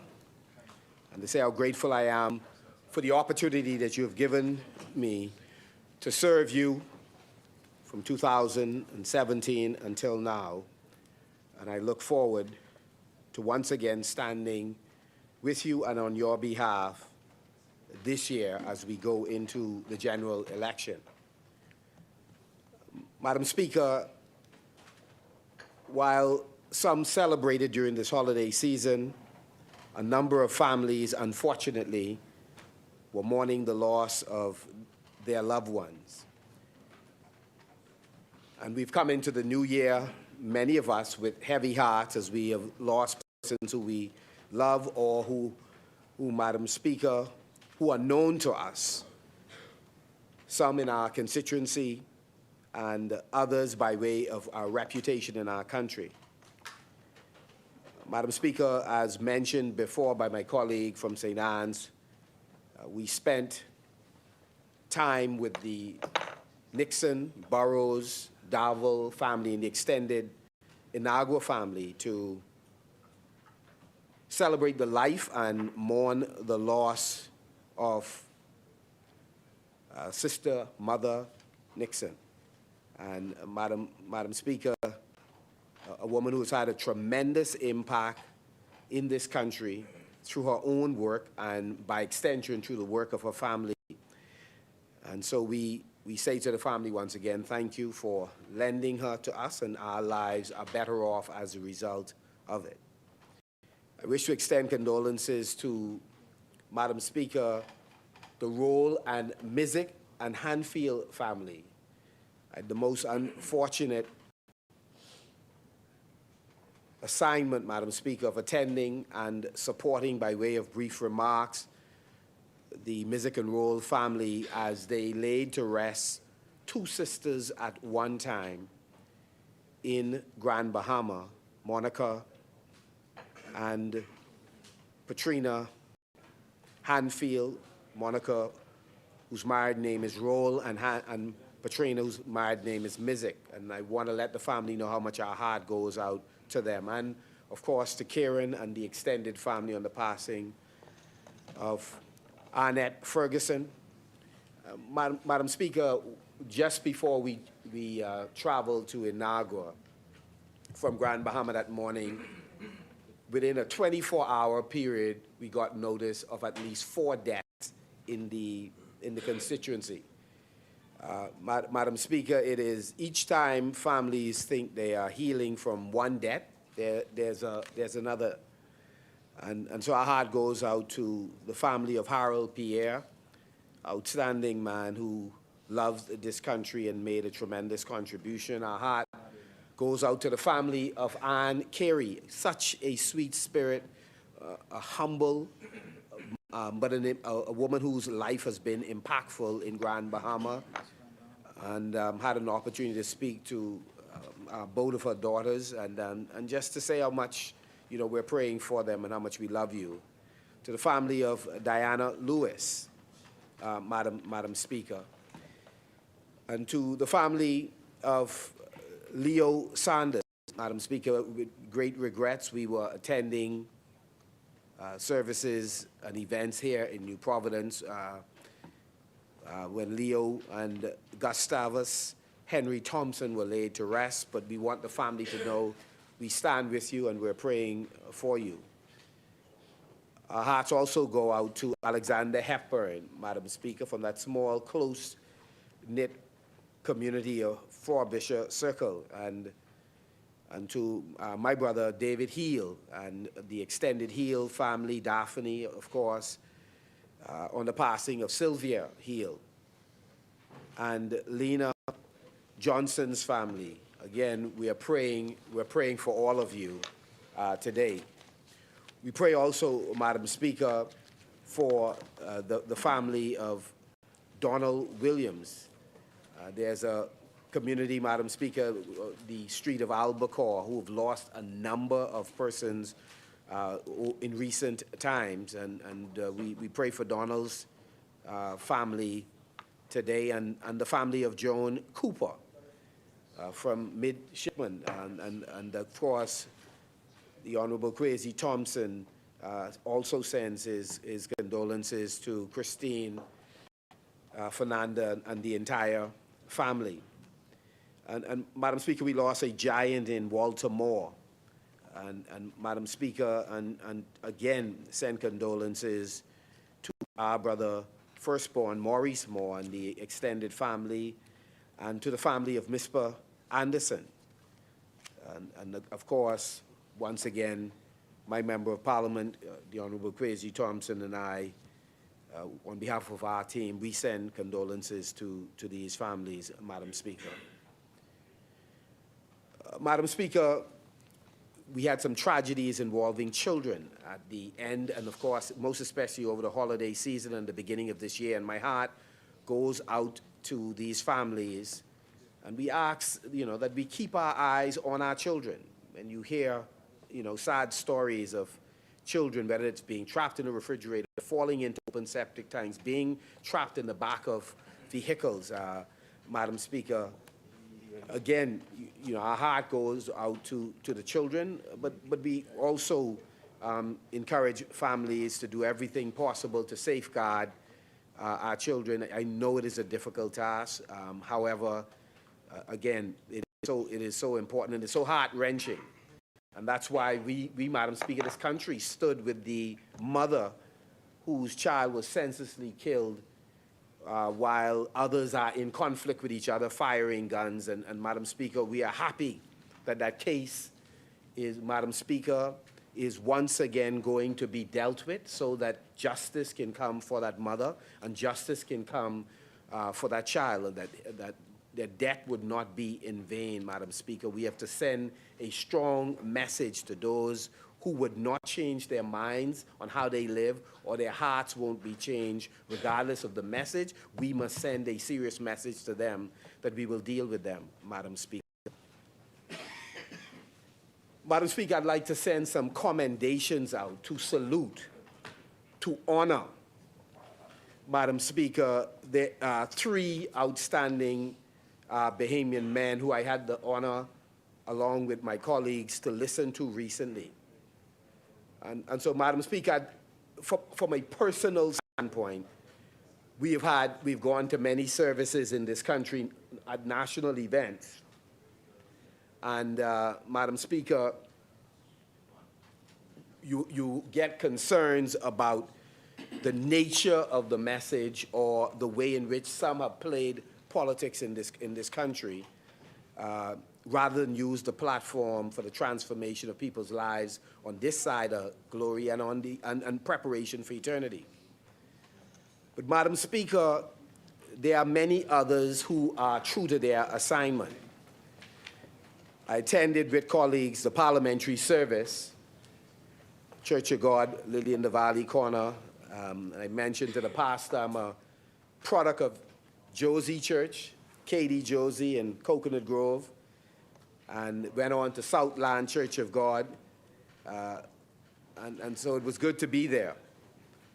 But Delton Fernando, Madam Speaker, the president of the Christian Council, delivered one of the most powerful messages that certainly I have heard in a great many years. It was simply, Madam Speaker, the right balance of respectful rebuke, and I include myself in that, Madam Speaker, and challenge and inspiration. His message, Madam Speaker, spoke really to us remembering our assignment and the thing that brought us to offer for these offices and the importance of staying true to that mission, and challenged the clergy and challenged Bahamians for us to have greater expectation of ourselves and of leadership and to do our part in living up to that responsibility. His message, Madam Speaker, was similar to the two other men of God who I would salute. And there was a recurring theme of fighting for our rights while making sure that we live up to our responsibilities. The other, Madam Speaker, was the Right Reverend, Right Honorable Bishop Leish Boyd, Madam Speaker. He was simply giving just a purpose for the majority rule service. But it was a purpose where one did not have to agree with every bit of the analysis. But, Madam Speaker, there was sufficient content in him contextualizing why we were there and why it is critical for all of us to celebrate majority rule. And he did so in such a way, Madam Speaker, that he sought to be inclusive so that all of us would appreciate, no matter what your ethnicity is, no matter what your politics is, your gender, your age, it is crucial to celebrate majority rule and to celebrate the men and women who sacrificed their occupations, in some cases, their livelihood, time, reputation, in order to ensure that equity ruled, that every single person's vote mattered and counted in this country. And I'm grateful to Bishop Boyd for laying down the context. If I were to borrow a phrase from Lerone Bennett, I think one part of that message really was we have to erase historical biases without introducing new biases. And so I took from it the portion, Madam Speaker, that I thought if we are looking for something to help us improve as a country, then he had sufficient meat in there, Madam Speaker, that did just that. You take what is good on the plate for you and you leave the rest. Madam Speaker, the last person was Pastor Mario Moxie. Madam Speaker, just a crystal clear, simple message about the importance of majority rule, but the work yet to be completed by all of us. And I'm grateful for the clarity, the simplicity, and the fearlessness with which they delivered it to all of us in politics or in other areas of leadership. So I salute Bishop Delton Fernando, Bishop Leish Boyd, and Mario Moxie. It is important when political leaders go in these public settings that you have courageous men and women who speak candidly, only being or primarily being concerned for their assignment spiritually and for improving the country overall. Because to each time we pander, we lose an opportunity to redirect, and many times all of us need to be redirected. Madam Speaker, last night I joined many Bahamians as I speak to the resolution in hearing the Prime Minister, the member for Cat Island, Ron Kingston, Salvador, deliver a national address, that I would, in a more fulsome way, speak to that address, but only to say, Madam Speaker, that on the eve of an election, the Prime Minister now remembers to take the advice that VAT on a number of items, including breadbasket items and baby products, but more importantly, food, Madam Speaker, that it was now the time to take VAT off some items. Curiously enough, Madam Speaker, some of the items he was referring to weren't the new items that, again, he recently reduced VAT on, but it was items that he put 10% on, Madam Speaker, when he came to government. And so, however, the fact that it was done, and he has listened to advice that we and others have provided to this government for 4+ years, we're happy whenever something is moving in the direction that will alleviate the burden on Bahamians, though we know, again, on the eve of election, he is doing all that he can to endear himself to the population. Madam Speaker, what was curious about the presentation, if you were to change the speaker, the majority of what he read into the record, including the more recent member added to this chamber, Madam Speaker, when he talked about the work being done by water and sewage. Madam Speaker, you could switch out chairmen, switch out ministers, and much of that information is the same, Madam Speaker, in terms of running training programs to increase the number of qualified Bahamians who could engage in the construction sector, for example. So whether we're talking about apprenticeship, whether it was formalized or not, there's been apprenticeship programs in the country for years. There was the Youth Enterprise Project, Madam Speaker, there were multiple training initiatives for young people. But nevertheless, we continue to disproportionately populate the construction sector with non-Bahamians. So I'm just saying clearly we are not doing a very good job in terms of training the number of Bahamians that need to be qualified, Madam Speaker. But you could substitute a number of the things he listed as successes as a continuation of the work that has been done by successive administrations, Madam Speaker. The presentation was pretty much more of the same. So to the point I made earlier with respect to what was said by the member for Golden Isles about these historic works being done by water and sewage. Madam Speaker, nothing could be further from the truth, Madam Speaker. And I'm sure the member for Long Island would speak to some of it, but the modernization and expansion of the infrastructure system in the Bahamas, Madam Speaker, the F&M has clearly been doing this work for decades, Madam Speaker. The acquisition of desalination plants, smart water technology,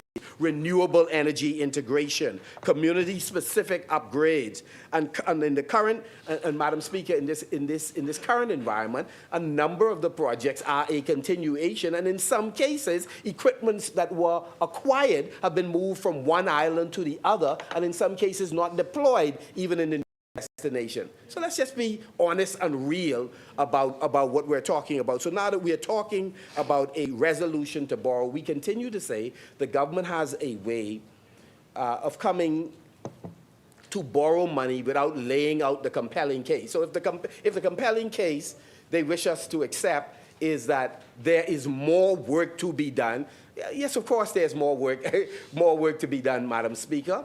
Ask the people in Eleuthera. They have seen far more money allocated to roads when, if you ask Eleutherans, what are the top 4 issues in Eleuthera? Chances are they're going to talk about the inconsistency in electricity, the inconsistency in water, the roads would be in that top 4, and then the connectivity with the internet, et cetera.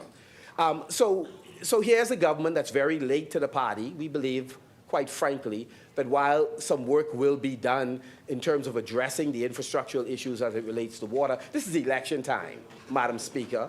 And so we know this is to put some money out there on the road for whatever purposes they have in mind, Madam Speaker. So there's no illusion for me in terms of these borrowing exercises, Madam Speaker, are quick and fast. And what is curious about it is no matter how much more this government borrows, more contractors and vendors continue to complain how they can't get paid from the surplus government. They have argued of a surplus, and vendors are saying, could you just pay me the thing, pay me what you owe me, Madam Speaker. And so Eleuthera is an example of a government whose priorities are wrong, where you spend north of 100 million, and then again, you're talking about one segment of the island, the South, where I suspect this is just the mother of all ironies, where the Minister of Works it happened to be the Member of Parliament, but I'm sure that's just coincidental. But I want to say this, Madam Speaker. Here is an island that has water insecurity, has challenges. And here, it's also an island that has electricity. But we have not seen a prioritizing of spending scarce resources on what they and the people, but most importantly, the people identify as the most important issues that they have. Madam Speaker, I think a reasonable thing, a responsive government would do, something that we would do, is to prioritize spending based on existing needs that the residents have. And so Madam Speaker, we're concerned. Secondly, when you're making a case to borrow, it would be good to provide additional details on how that money would be spent. Right? I don't know, Madam Speaker, if I'm off by a few dollars, but I believe some $220 million, I believe, may now be allocated or earmarked to go to Cat Island, Rumkey, and San Salvador. So I'm just wondering if, for example, the funds that are in here for Rumkey, which is long overdue for a reverse osmosis plan, and I would like to see what that dollar figure is, to see, Madam Speaker, if it's consistent with what the needs are and population size, et cetera. Because that's all of these are things to look at, Madam Speaker. So we don't even listen when they talk about, oh, so you don't want the people to get certain things. No, what we want is for people to get the things that are needed, that is consistent with the geography of the place and the amount of clients that are to be serviced, Madam Speaker, not to hide behind the need. We know if you meeting the need, spending the appropriate amount of money, or 15 or 100 times more. We also want to know the terms of the agreement. Will there be transparent processes of competitive bidding so we know who is getting? This is a government addicted to single sourcing contracts, Madam Speaker. Madam Speaker, it is so egregious, Madam Speaker, that recently the very rating agencies that they love to mention have indicated that they are concerned about the public-private partnerships of that this administration is entering into. We've been saying it for almost 4.5 years, Madam Speaker, that they have single source by their records, Madam Speaker, not of $410 million. In other words, just to say that for my family, in Step Street, Fox Hill, or Key West Street, or Madam Speaker, or 7th Street to go, they have just chosen who they will give more than $500 million to without giving other people an opportunity to bid. We can know if we're getting the best price or the best product or the best service. And worse, Madam Speaker, we don't know what the interest rate is. For the vast majority of this government's contract, we have no idea what the interest rate is, what the terms of arrangement. And let me break it down this way. The government is borrowing money from private groups. So when they end in these PPPs, they're borrowing. The Bahamian people have to pay it back, and we don't know what the interest rates are. So we don't know if it's a 3 or 4% that we know on a shadow of a doubt they could get from, let's just say, IDB or the Caribbean Development Bank, or if it is 15% that they're getting from some private group that is providing that product or that service, Madam Speaker. There's a massive difference between 4% and 15% or 12% or 8%. And we just want to understand. We're not necessarily, we weren't necessarily saying something untoward, unethical, something corrupt was being done. But, Madam Speaker, in the absence of knowing the details, you are left to believe that skullduggery will go on. You are left to believe that something strange is happening, something inappropriate is happening, Madam Speaker. And it is not 100, 200, 300. It's $400 and $500 and $600 million worth of contract. Million with an M. Madam Speaker, let me go further. there are some state-owned enterprises that have not even reported. So the figures I'm talking about, north of $500 million, that's based on what they have published and we've assembled in one document and laid in the House. That doesn't include all the state-owned enterprises. We don't know how much they've spent. We don't know how much Exuma and Ragged Island have spent in tourism. The most critical ministry by way of, Madam Speaker, promoting this country and welcoming tourists to the country. We have no idea what the quantum is for Ministry of Tourism for 4 and almost a half years, how much they have spent on a variety of contracts. So, Madam Speaker, I'm saying, because we wish to be conservative. The chair recognizes the honourable member for East Somerset. I'm not sure whether the member for Marco City receives the same financial reports as we do that outlines in great line items the actual spending of the various ministries. This is clear for everyone to see in the various budget reports. I'm not sure what he's talking about, Madam Speaker. Thank you, honourable member. But, Madam Speaker, we have an organization called the Tourism Corporation. To date, Madam Speaker, and Madam Speaker, I would be the first if the member can point me to exactly where the record of the spending of, for example, the Tourism Corporation, where is that listed?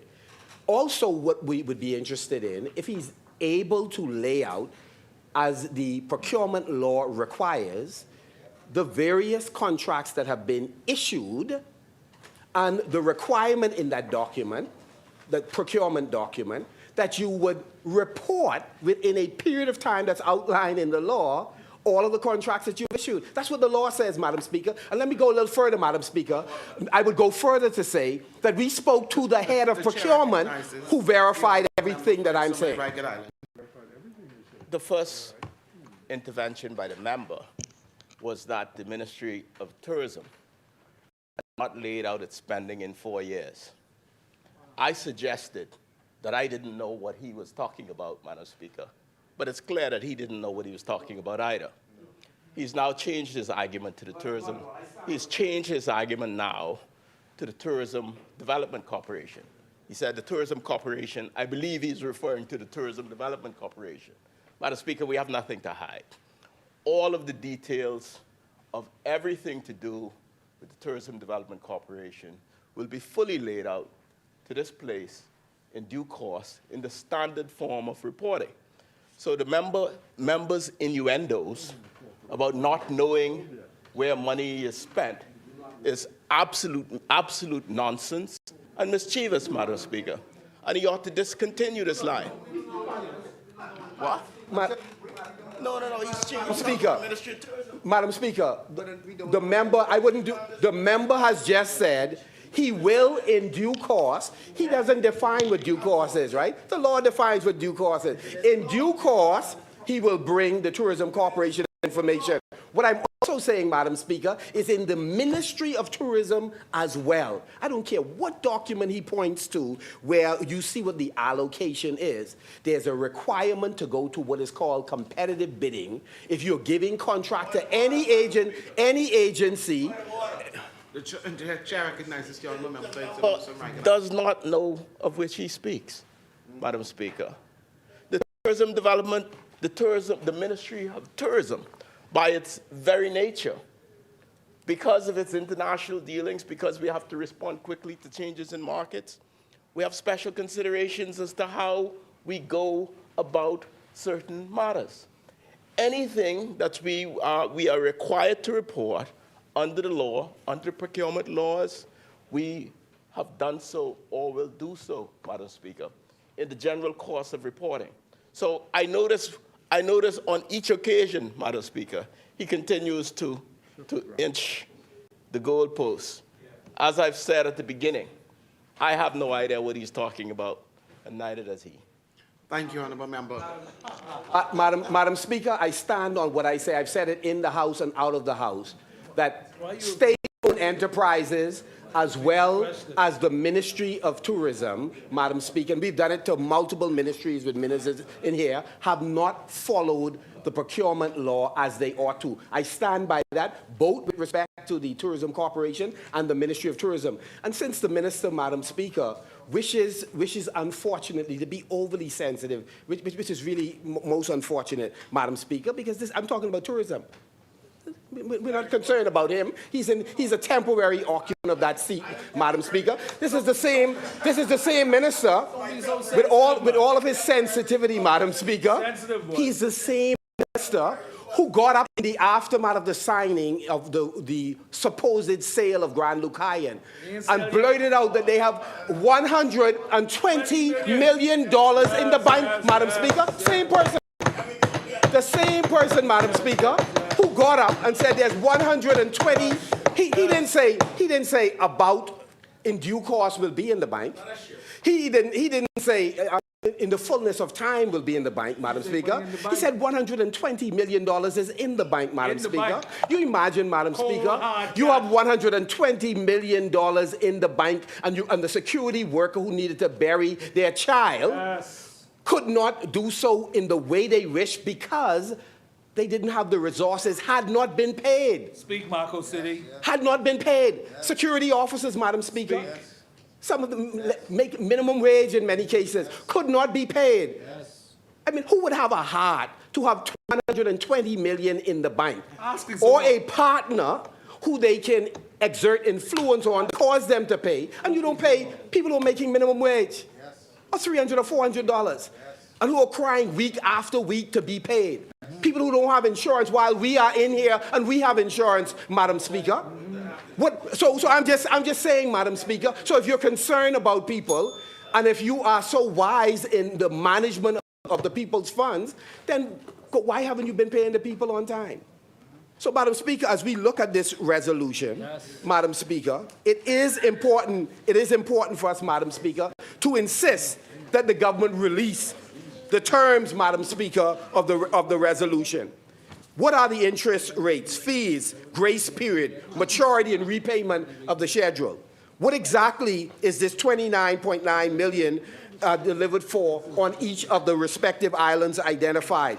How many miles of mains will be replaced and installed? What level of reliability are we targeting, and by when? You see, because they could take possession of the money, and we could find that next to nothing is being done, though people could be mobilized, because it's the election period after all. What share of the labor and subcontracting goes to the Bahamians' local firms, and will they follow the procurement process? Will the government publish monthly progress updates, including spent today, contract status, and change orders? So, Madam Speaker, we are not talking on air.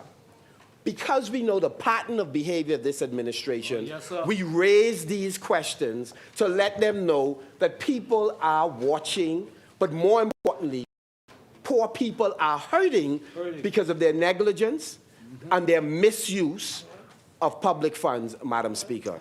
And so again, we say to colleagues opposite, don't be overly sensitive. Just be accountable to the Bahamian people. Marco City rest.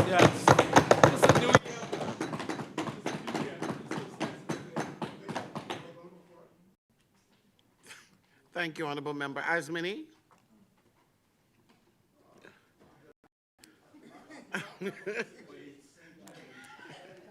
The chair recognizes the Honourable Member supporting Barnabas. Thank you. Thank you very much, Madam Speaker. Yes, and James. Thank you very much, Madam Speaker.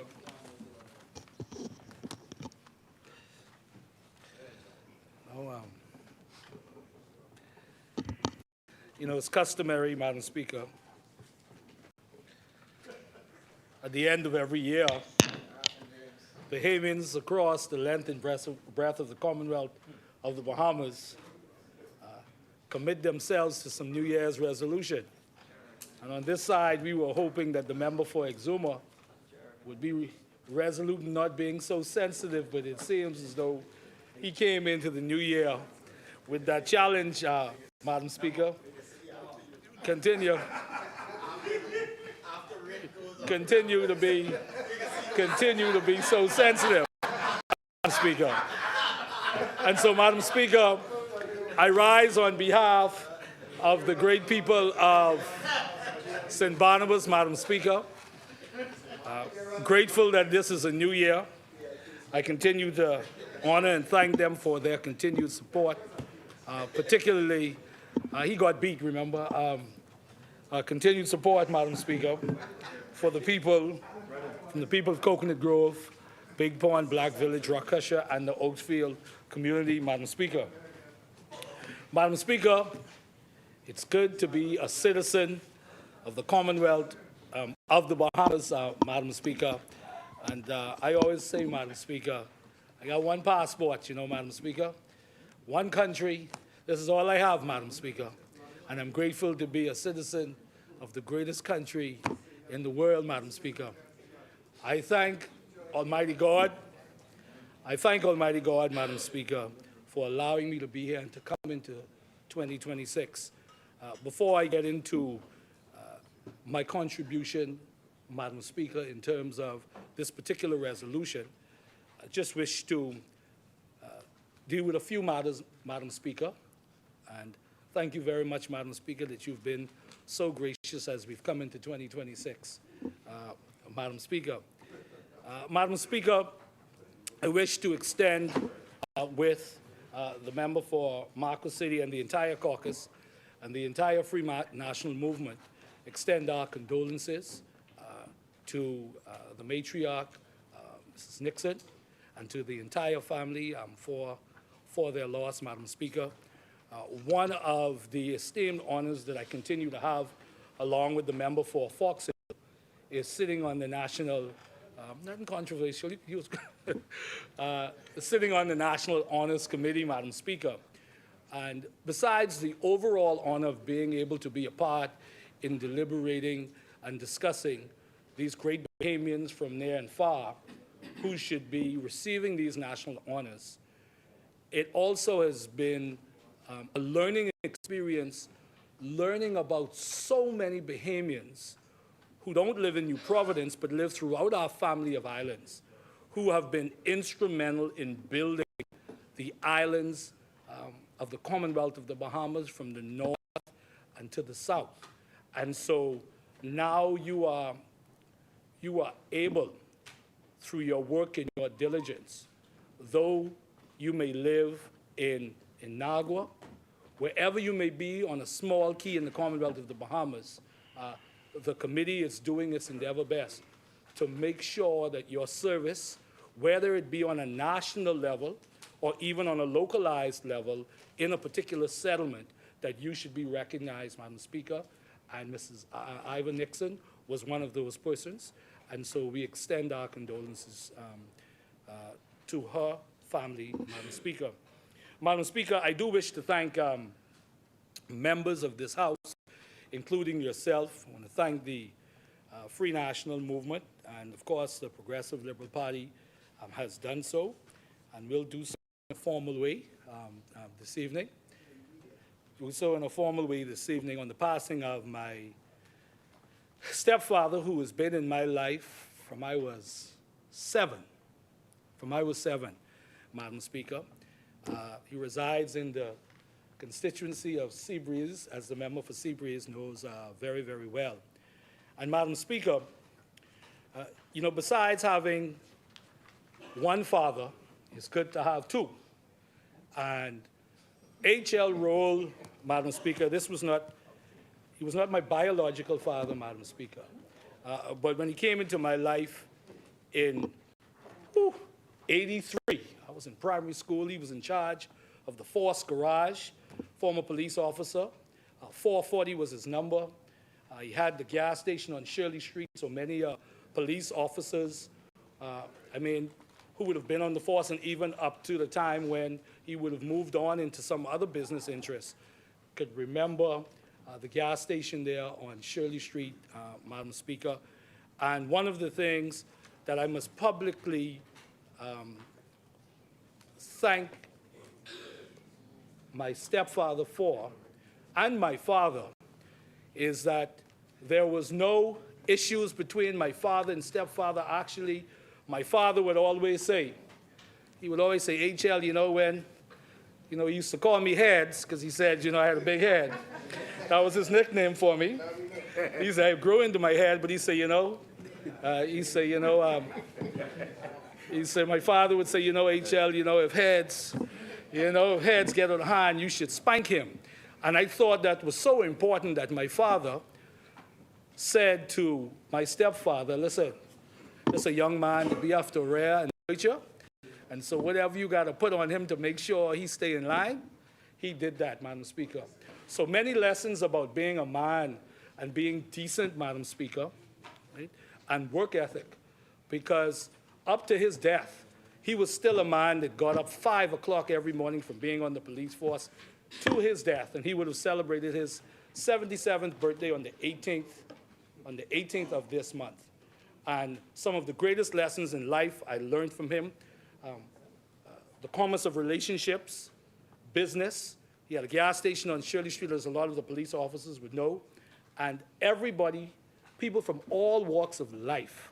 At that time, the Member of Parliament for Seabreeze, her father had Sunburst Pinks, which was right on the side of the gas station, and everybody would come to his service station, both F&M and PLPs.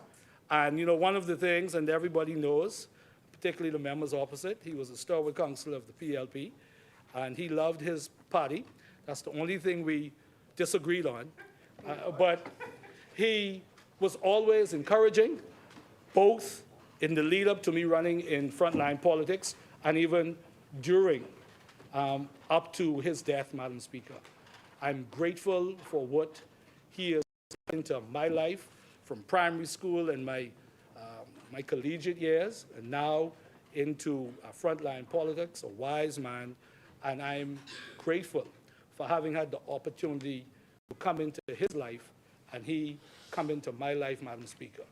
And as a number of the persons who would patronize his business over the many decades, in particular the F&M supporters and F&M businessmen who would come to the gas station, they would say, you know, say he's a PLP, but he's a good man and he's a good businessman. But it really showed me the value of my stepfather and what he was as a man and as a person. And I am eternally grateful again for what he has given us. And so I thank those who would have extended their condolences. And we are eternally grateful, Madam Speaker.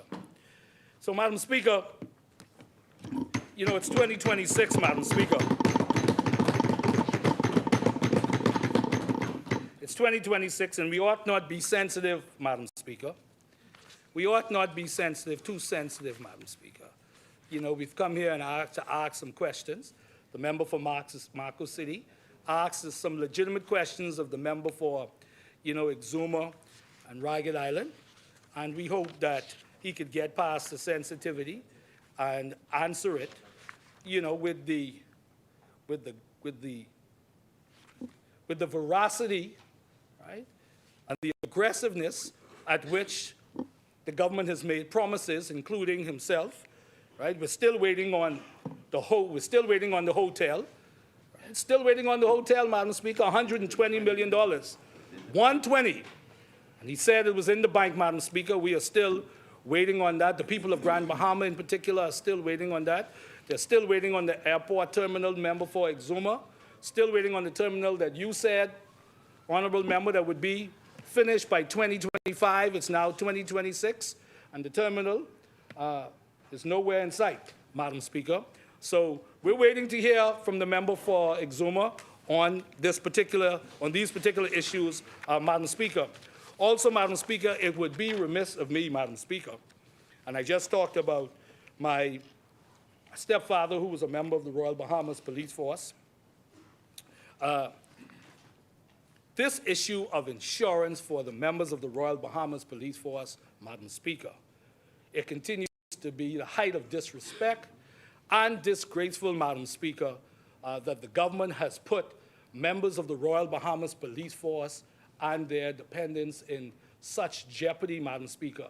These are men and women who continue to give their lives every day, put their lives on the line, and like so many Bahamian families, I, too, would have had members of the Royal Bahamas Police Force, even outside of my stepfather. My grandfather was in charge of the armory some decades ago. But, Madam Speaker, the Police Staff Association continues to write about their dissatisfaction about the issue with the insurance. It says here, Madam Speaker, and I will lay this, Madam Speaker, and this is important, and thank you so much, Madam Speaker. In a recent meeting with representatives from Kalina Insurance Company, I learned that the government of the Bahamas owes the insurance provider approximately $100 million, Madam Speaker. This overwhelming debt is not just a financial statistic, it represents a profound disrespect for police officers who selflessly put their lives on the line every day to protect our communities. The lack of response and attention to this matter by those in power, the government, is both disappointing and unsettling. During the meeting, I was presented with documents indicating that warnings had previously been issued to the government, informing them of the potential ramifications of this situation. Despite these warnings, they've allowed this astronomical bill to continue to inflate, leading to the distressing circumstances we are currently facing. So, Madam Speaker, with all of the care and concern this government say that they have for the Bahamian people, and particularly the men and women of the Royal Bahamas Police Force, the men and women that we have to see every day in our movements, the government continues to let them down and continues to disrespect the men and women of the Royal Bahamas Police Force. Madam Speaker, thank you. Madam Speaker, I'll just take 2 steps back, Madam Speaker, and to also extend condolences to a giant of a woman in the F&M family, MCM Anna Colebrook, a giant of a woman. Though she was small in stature, she was a giant and a significant contributor to the development of the Free National Movement, and we pray that her family will find refuge and be consoled by Almighty God during this period, Madam Speaker. So, Madam Speaker, very important, Madam Speaker, very important, the men and women who protect all of us, the men and women who are on the sides of cabinet ministers and everybody, men and women who we see every day. The disrespect has to stop, and we have to sort this out, Madam Speaker, and take care of these persons, the men and women of the Royal Bahamas Police Force, Madam Speaker. Also, Madam Speaker, on that note, Madam Speaker, if you visit the police barracks, and if you were there recently, and you try to get a view of the fire trucks there at the police barracks on East Street, there are no bays. The fire trucks are out in the open in the elements, and so we are calling upon the government to ensure, with all of this money getting spent, to ensure that the men and women of the fire department of the Royal Bahamas Police Force, that their equipment, and in this case the fire trucks, are protected adequately. There are no bays there. They've been talking about it for quite some time.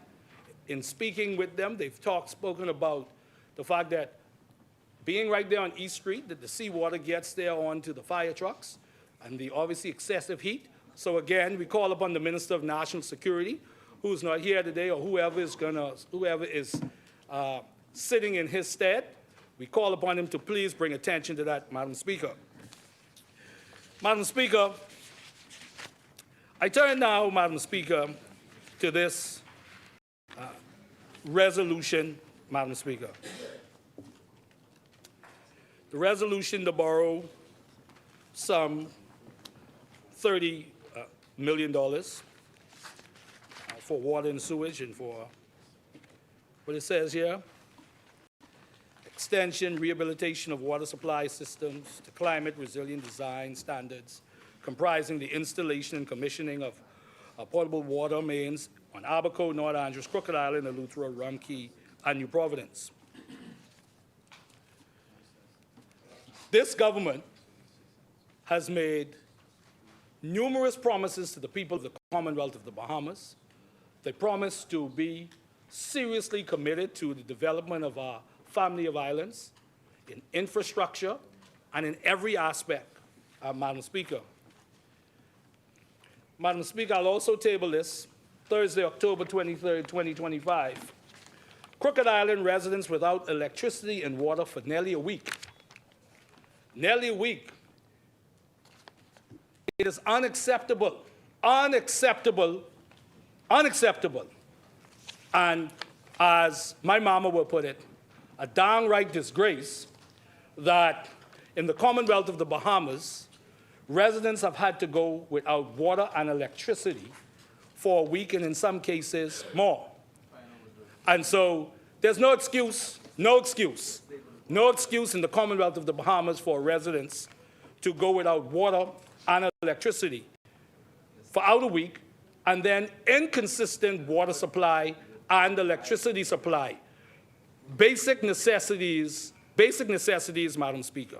And so as the Bahamian people contend, in their view, with the government spending monies on so many things, $280 million on consultants, and in their view, they don't see the progress, the $280 million in progress from consultants that they would owe.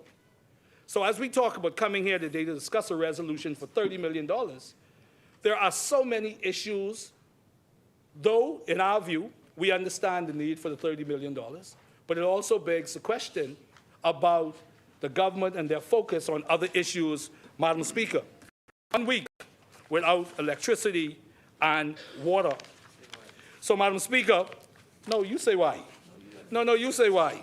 That's your job. You say why, Madam Speaker. Madam Speaker,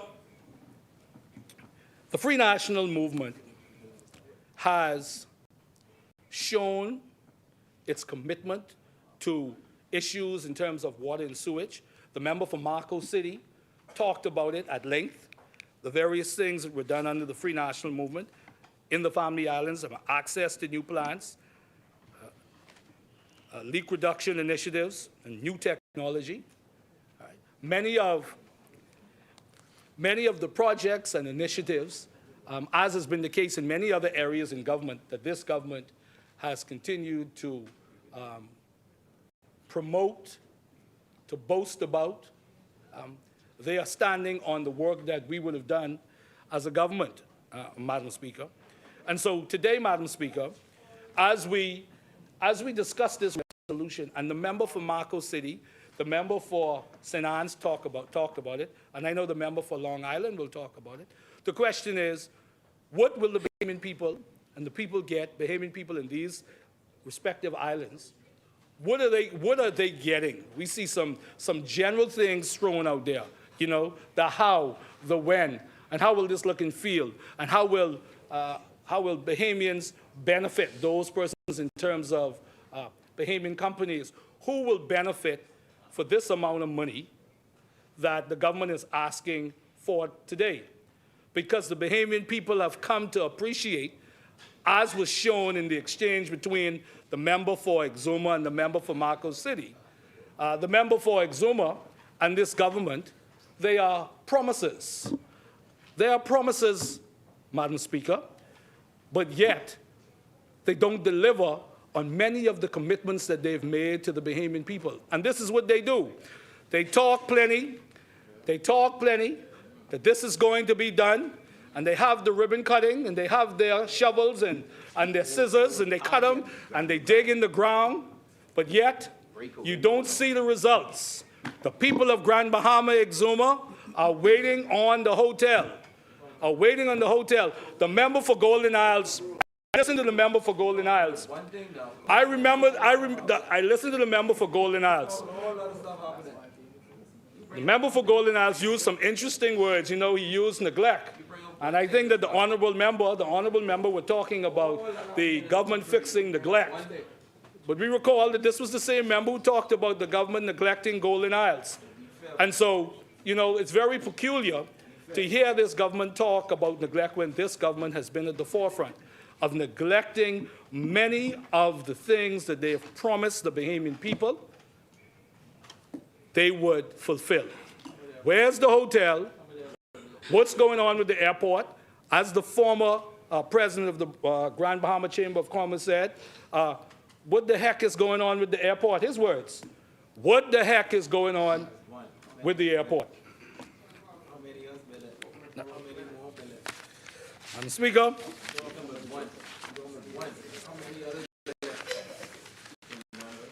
And so today, Madam Speaker, and like I said, I have to thank you for your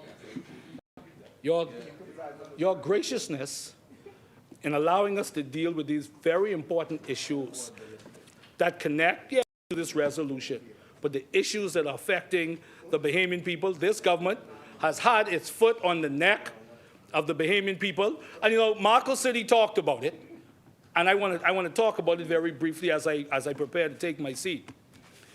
You know, for 4 years, for almost 5 years, the government has had its foot on the neck of the Bahamian people, when everybody, hand and foot, choking the Bahamian people. When everybody on this side and the entire opposition, led by the member for Marco City, talked about removing VAT. And boy, they was laughing. All you all just talk about is VAT on bread basket items. You remember when they crack all that joke? VAT on bread basket items. And would the Bahamian people see that the government put the VAT on these very things now that they've come to say that they're taking it off? Look how good I am. Look how So they've had their foot on the necks of the Bahamian people for the last 5 years, and they want credit for now taking it off after they've had it there for nearly 5 years. Shame, Madam Speaker. And the truth is, the Bahamian people will let you all know how they feel very soon about how you've had the foot. The chair recognizes the honourable member for Yamacraw. Madam Speaker, the good member for St. Barnabas seemed to be, well, number one, he's misleading, and he isn't representing the facts. He seemed to be very forgetful, because to indicate that the government is or has put VAT on items and then the government is now taking VAT off is absolute nonsense. The bread basket items I have here, Madam Speaker.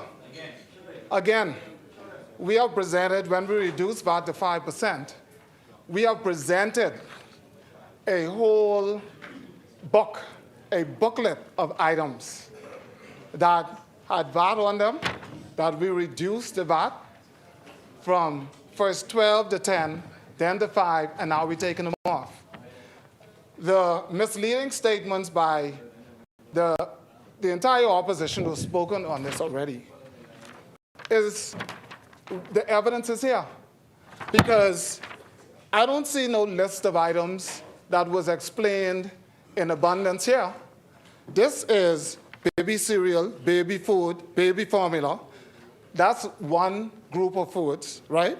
You have bread, you have broad, you have butter, you have canned fish, you have cheese, condensed milk, cooking oil, corned beef, evaporated milk, flour, fresh milk, grits, margarine, mayonnaise, mustard, powdered detergent, rice soap, and tomato paste.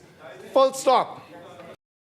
And they went on, because of their promise, they explained that they were going to take VAT. They suggested that the government should take VAT off all healthy items. They put VAT on all fruit, 12%, on fruits, vegetables, chicken breasts, meat. I mean, that's ridiculous. And so the government has now zero-rated those items. Zero-rated those items. And I don't want to say shysters. Madam Speaker, I would say, Madam Speaker, I would say it's tragic. It's very tragic. It's very tragic that, again, from 2021, 2023, every time that we have done something good for the Bahamian people, the opposition members over there try to spin it, twist it, turn it around, and cause people to forget that they failed as a government, increase taxes on people, and then come in here to try spin doctor the whole thing. He is wrong. He should withdraw it and have some pride and some integrity in this honorable place and stop peddling lies or untruths. Sorry. Thank you, honorable member. He's vested in this taxation. Madam Speaker, You are vested in this taxation. what they have announced is something, what they have announced they should have done, what they should have done, what they should have done, what they have announced they should have done 3 years ago. But like we said with this government, right? They were the ones that said that if you elected the Free National Movement, that they would increase your taxes. And what is the first thing they did when they came to office is increase taxes on the Bahamian people. You increase the taxes. The tax burden in this country has increased, right? The light bills have gone up. I'm not yielding. I'm not yielding. I'm not yielding. I'm not yielding. The chair recognizes the honorable member for Yamacraw. The fact, and that's what you call authority. Madam Speaker, the good member, not because he reiterates a set of untruths, means that it's going to be true. He repeats over, they are unapologetic. Unapologetic in their misleading statements. And he should, instead of him declining down the road, even if he don't withdraw, he come and he double down on it. It's not true. And by him saying it louder or repeating it over and over again and shouting in the mic, it isn't making it any more true. It's still untruth. It's still not true. The facts are here. This is their documents. And I have something else that I can put on them that speaks to the F&M and VAT, that spells it out very clearly. So don't come in here pontificating, acting like you all brand new. You're the same ones who promised before. You did the opposite. And then now want to shoot down everything that the government does for the Bahamian people. Refrain or withdraw. Thank you, honorable member. Thank you. Thank you very much. The truth still remains that the tax burden in this country has increased under this present government. Even though this government came in and said if you elected the Free National Movement, your taxes would go up. But it is, in fact, this government that has increased the tax burden on the Bahamian people. The chair recognizes the honorable member for Cal Island, Ramkey, and San Salvador. This refrain that this government, this administration, led by Brave Davis, increased taxes on the Bahamians is far from the truth. And instead of just saying that we increase the burden, the tax burden on the Bahamians, perhaps the member ought to give further and better particulars as to where those taxes were on the Bahamians. On Bahamians.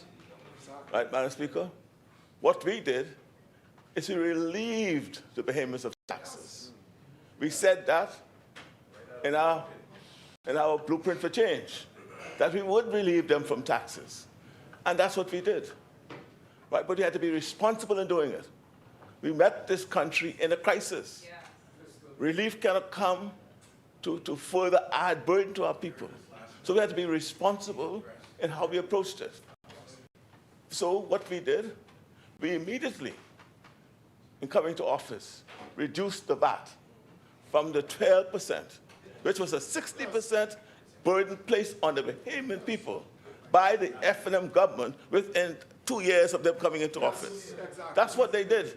From 7.5% to 12%. That's what they did. And what the Bahamian people ought to know is that the election was called early and they were about to increase it further to 17%. The record will show that. That's what they had intended to do. But we lowered it, Madam Speaker, Yes. from 12 and a half to 10%, Madam Speaker. And as we were able to stabilize the economy, as we're able to see recovery and see the work coming to fruition, we then said, and we rewarded the Bahamian people again. And we reduced VAT again on food items by 5%. And we're at 10 because of what we're able to do over these years to decrease it again to 0. That, Madam Speaker, that is what we do, Madam Speaker.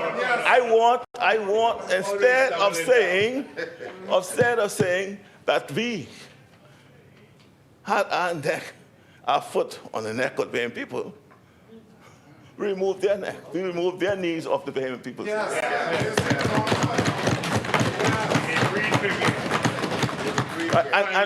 I could bring the quotes from members opposite that preached doom and gloom if we were to follow the path that we're on. And I don't blame them, because they were not the only ones who were preaching gloom and doom. Even the international agencies were. But we knew what we were doing, Madam Speaker. And more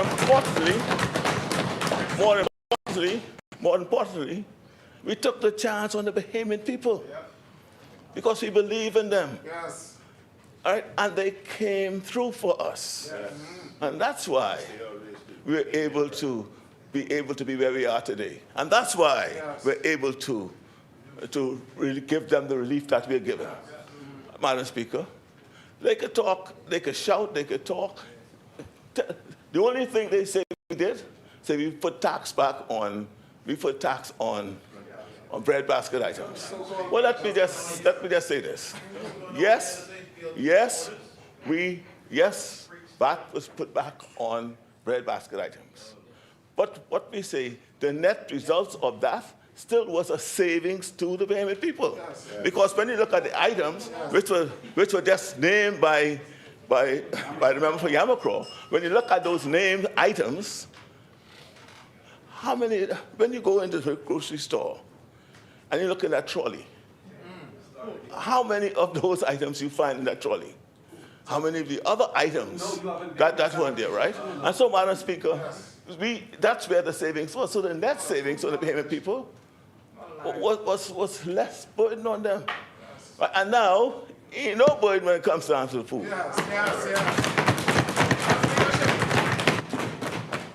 Madam Speaker. Thank you, Honourable Member. The Chair recognizes the Honourable Member for Marcos. First of all, Madam Speaker, the Prime Minister continues to spin this tall tale, this untruth, that the FNM was going to introduce, that the FNM was going to introduce an increase in tax. Madam Speaker, it is an untruth. The cabinet I sat in, certainly we never agreed. So what he is talking about is absolute nonsense. Madam Speaker, it's absolute nonsense, Madam Speaker.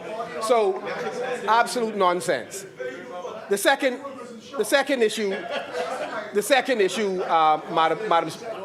Madam Speaker, listen to the drivel. So we should.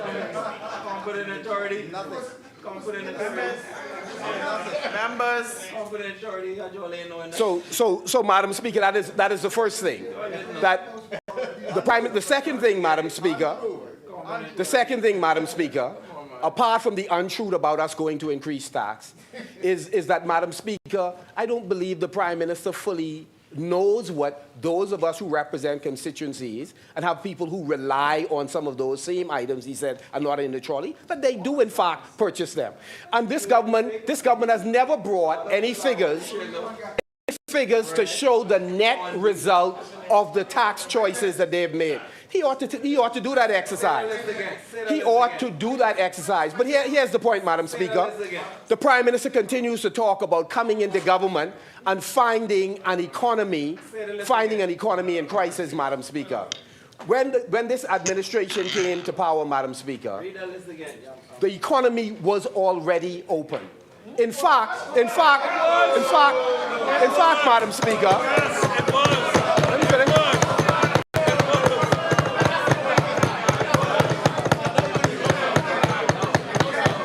Let me finish the point, Madam Speaker. Let me finish, Madam Speaker. Madam Speaker, I sat in here, me and the Prime Minister, me and the member for Kent Island voted for the same amount of time for the extension of the competent authority. You and I voted the same amount of times. You and I voted, go back and look at the record. Go back and look at the record. So here's the point I'm making. So, Madam Speaker, I want to be clear on the record. So the economy of the Bahamas, Madam Speaker, there were some exceptions of sectors that had not yet been opened, but that process had already begun. But that's not the point. Madam Speaker, that's not the point. That's not the point. The point is, whenever an economy is closed, Madam Speaker, and it reopens, even partially, there is a percentage of economic growth that is pretty high. Why? Because we were pretty much at zero. Now it's open. The Prime Minister presided over an economy where he met double-digit recovery underway. Let me finish the point. We can talk afterwards. So, Madam Speaker. Madam Speaker, I want to finish. Madam Speaker, I wish to continue the way the Prime Minister that. Right? So, Madam Speaker, over the course of that time, yes, thank you, Madam Speaker. And I know you wish to continue to do that in Bamboo Town, and as well, don't let them stop you, Madam Speaker. So I say don't let them stop you from doing your job in Bamboo Town as well, Madam Speaker. So, Madam Speaker, from 14%, Madam Speaker. Get yourself now. So from 14%, Madam Speaker, the economy moved to 10%, and there's been a steady decline to pre-pandemic figures, Madam Speaker. Right. The Prime Minister right now, I believe we may be somewhere in the vicinity of 3.7% for this year. Next year, the Prime Minister and his experts predict a less than 2%. I believe it is 1.7% economic growth. So his story, his tall tale about this remarkable... Another speech. A remarkable... Yeah, it's the second one right after the Prime Minister. Right after. And so, Madam Speaker, his conversation about the economy reopening, Madam Speaker, his conversation about the economic growth he presided over has not, Madam Speaker, has not allowed him. It has not allowed him to pay bills to vendors. So the high performance. Madam Speaker, the member for Marco City. The member for Marco City is... Members, one member on the floor. Yamakor, you've been recognized. Madam Speaker, the member... He's not going to get any more treatment than I would in this house. Honorable member.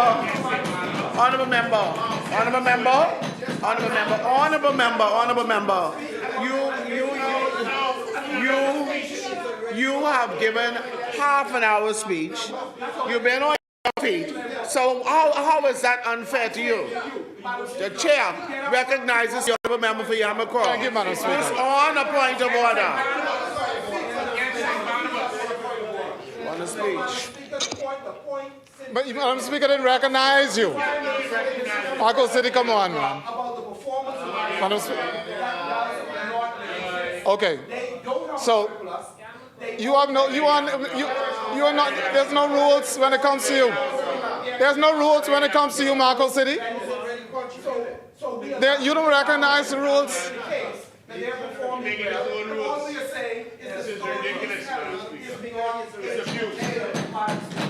Madam Speaker. Thank you, Honorable Member. Yamakor, you may proceed. So, Madam Speaker, I yield to. The chair recognizes the Honorable Member for Karen Rumkey in San Salvador. You know, when politicians speak, very often it is accepted with cynicism by the general public. You know, to say that, you know, at one point, I didn't know that the member knew what was going on in cabinet, because very often he has distanced himself from some of the decisions that we have revealed from cabinet. Right, so example, when they raised the tax, VAT from 10 to 12%, I mean from 7.5 to 12%, many of them did not know. That's true. They say it in it. They said that, right? And a number of things, I don't want to go down to a litany of matters to which they distance themselves from. But for the member, you know what you just said? That they opened the economy? They opened the economy, Madam Speaker. The country knows that that is not true. Travel visa Madam Speaker, I cancel.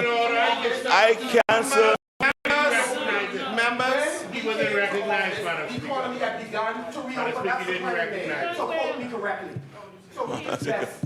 Madam Speaker, I canceled the curfews and the lockdowns. And the travel visa. All right, and the travel visas. I opened the economy.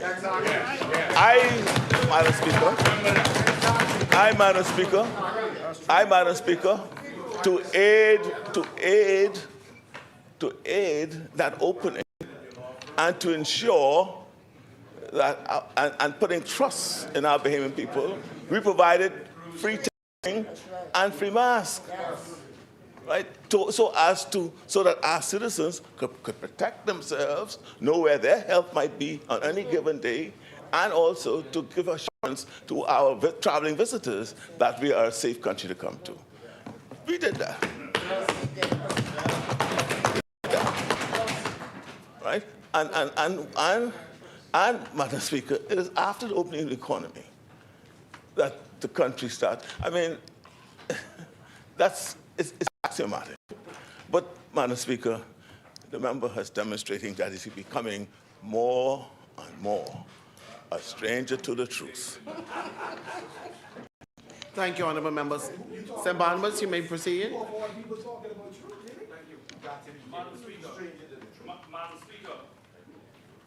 So this discussion, as I wrap up, this discussion about this tax and spend government, okay? The member for the Prime Minister, the member for Cat Island, has spoken about opening the economy. The economy grew by 14% in 2021. They came into government in September of 2021. And so how could the economy grow by 14% if it was ultimately closed, Prime Minister, as you suggest? It grew by 14%. There's no way, Prime Minister, that in 3 months, that in 3 months, Prime Minister,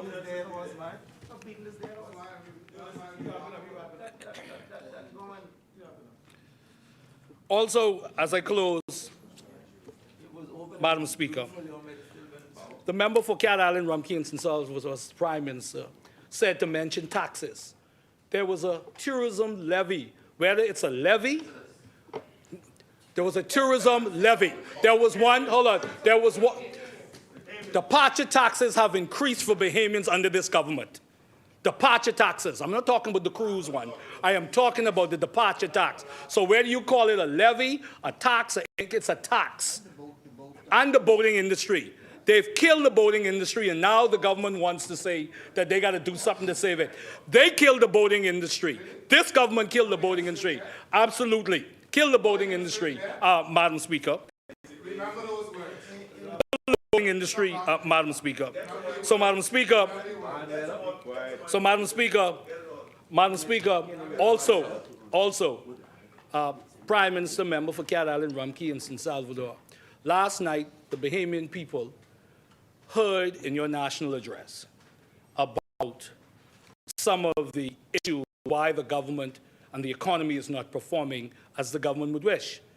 And the very same 2 reasons that the government gave for the Free National Movement, right, saying that it was not an excuse, COVID and Dorian, The government now says and implies that this is one of the reasons why the economy now is not performing. And so the government can't have it. The government can't have it both. The government can't have it both. The chair recognizes the honourable member for Guyana. Reiterate what I said. I don't want to reiterate what I had to say. You misunderstood what I said. This is what I had to say. One, before Dorian and COVID, the country's finances and economy were in shambles. I was saying that, and I gave some details, but not all. I said after that mismanagement and other issues that were occurring before Dorian, like, for example, the dismantling of the revenue enhancement unit that impacted revenues coming in. See, that's what I was talking about. I said that the country was in terrible shape even before Dorian, and this is what I said. This is what I said, and I'm able to demonstrate it, right? This is what I said. I also said, now, then we had Dorian, right? And that cost us $7.7 billion to the economy. Then I said, after we had COVID, we then had $9-point-something billion. I said, when you add all that up, then you could see what we were faced with when we came into office. That's what we had to face with when we came.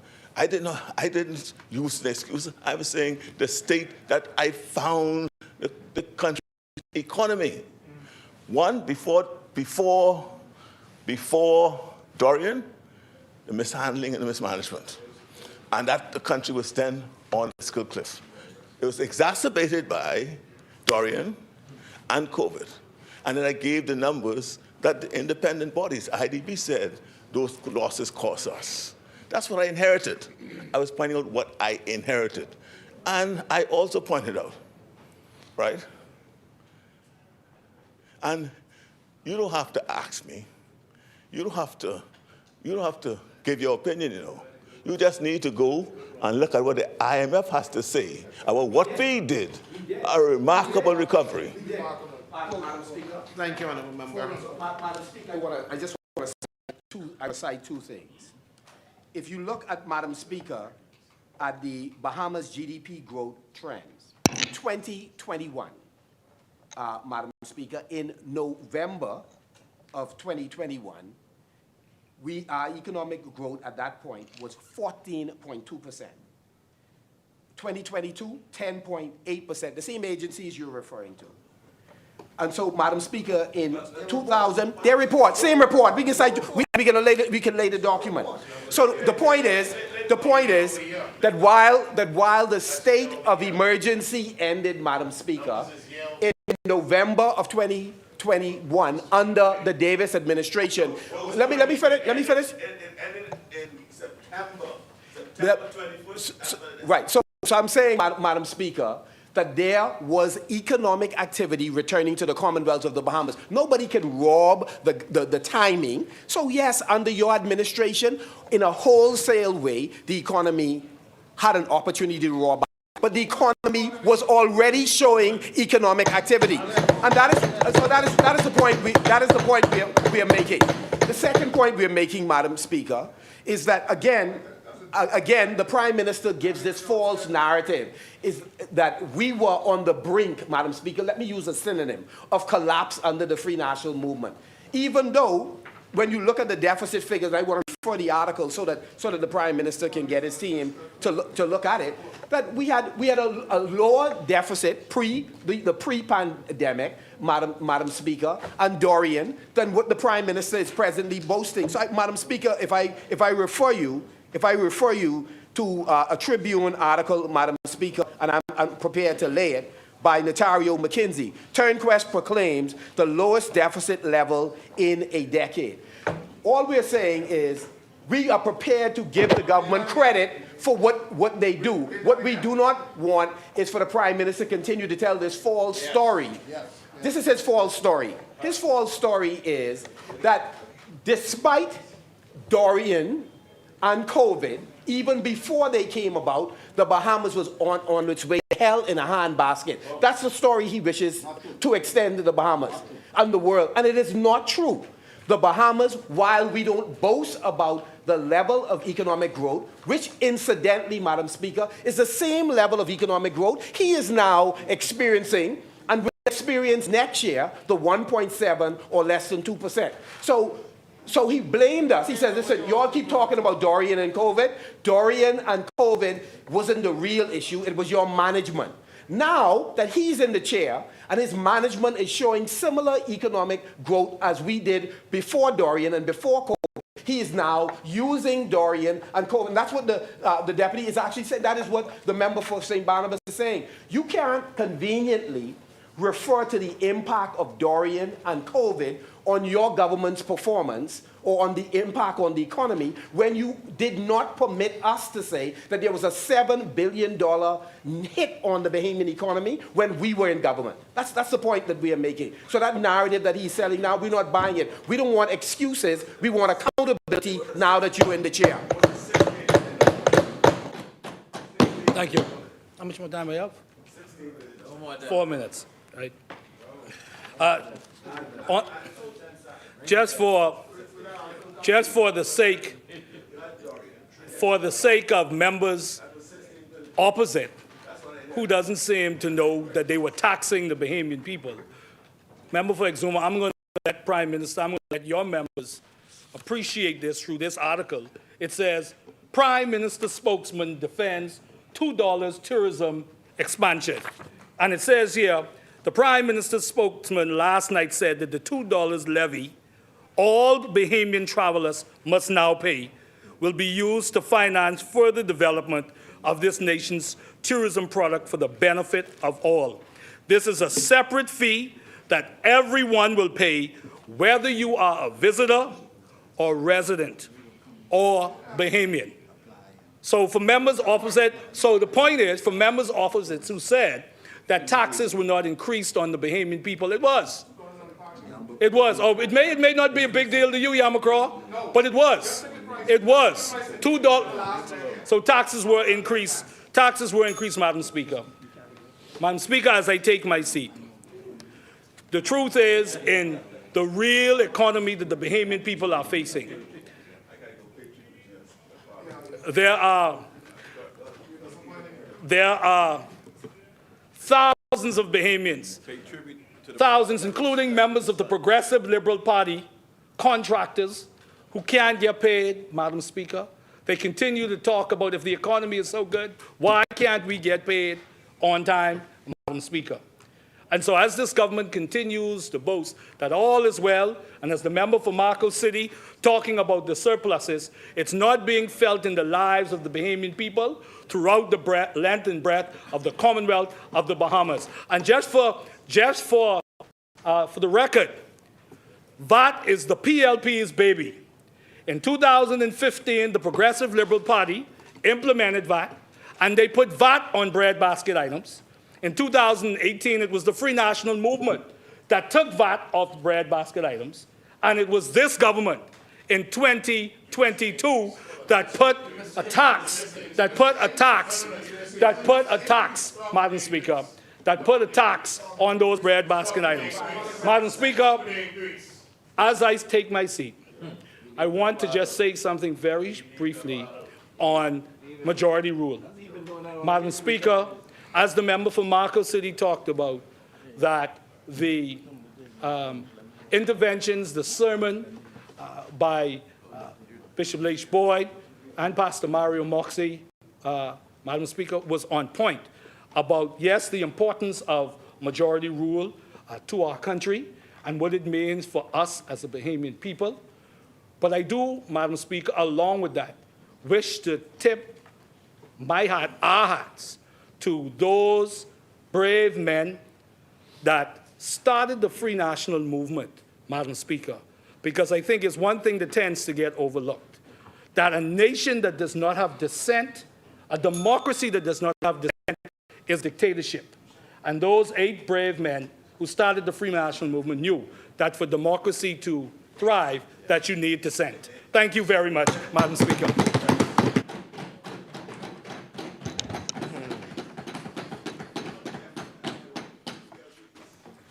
They weren't there after that? They started there after that, that's what they said. No, they were No, you're right. The chair recognizes the honorable member for Golden Gates. Madam Speaker, I move for a 5-minute recess. Second. Thank you. Thank you, honorable members. It has been moved and seconded that the business of this House be suspended for 5 minutes. As many are in favor, will remain seated. Those opposed will stand. The motion is carried. The business of this House stands suspended for 5 minutes. All right.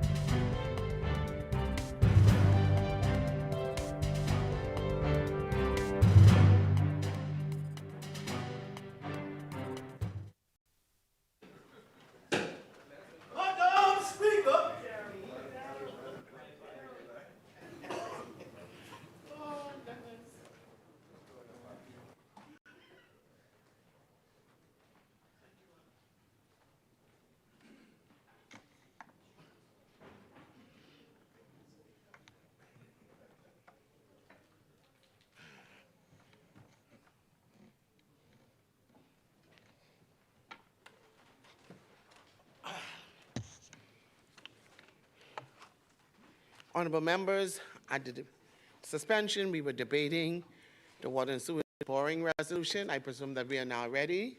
As many. The chair recognizes the honorable member for North Andros and the Berry Islands. Madam Speaker, I heard a member of St. Barnabas ranting and going on about 2015 and the PLP introducing VAT. However, there's an old saying, when you know better, you do better. He's saying that in 2018 they came in 2017 they came in as government. They didn't remove, they increased. Yeah. So my message to the side opposite, when you know better, you do better.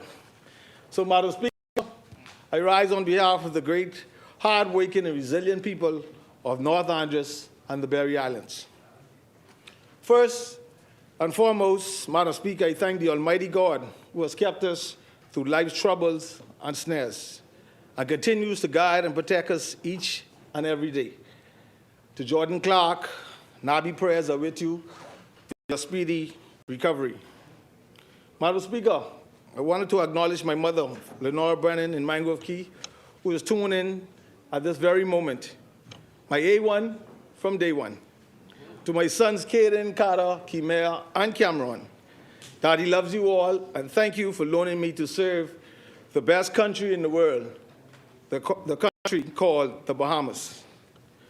Madam Speaker, I also want to say thank you to my constituents. Thank you for standing with me through the ups and downs and over the last 4 years and beyond. I can say today with gratitude that there were more ups than downs. Madam Speaker, I also beg your leave to do a bit of house cleaning within my constituency. I acknowledge and extend birthday greetings to those celebrating across the constituency, and I also offer heartfelt condolences to the families who had suffered the loss of loved ones. I mourn with you, and I stand with you. Madam Speaker, much has been accomplished in my constituency since I became the Member of Parliament. We have seen progress in infrastructure, education, clinics renovation, sports achievements, business granted awards through the constituency, successful regattas, and many employment opportunities across various government ministries, and the list goes on and on. However, Madam Speaker, while much has been done, there's still work left undone, and I stand here committed to ensuring that no stone is left unturned. Yes.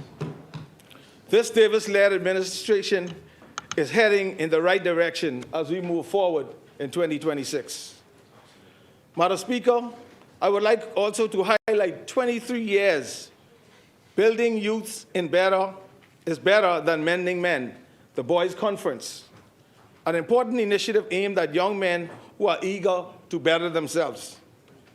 Pastor Darren Rose spearheads this conference in collaboration with the Ministry of National Security, the Ministry of Youth, Sports and Culture, Kiwanis, Flamingo Air, Lucayan Family Care, Focal, Grand Bahama Port Authority, Fidelity Bank, and their Member of Parliament, to ensure these young men are supported, sustained, and given opportunities for employment and a second chance at success. We'd like to thank Pastor Roll and his team for considering my constituents in the Berry Islands. The conference has been implemented in Cat Island, Andros, Abaco, Exuma, San Salvador, and Grand Bahama. This will take place on the 29th of January 2026 in Balaxaba at the David Dean Community Center. Madam Speaker, my heart is heavy this evening. In Nicholstown, North Andros, a tragic fire destroyed 4 stores, businesses that represented hard work, sacrifice, and hope. At the time of the fire, there were no fire engines available.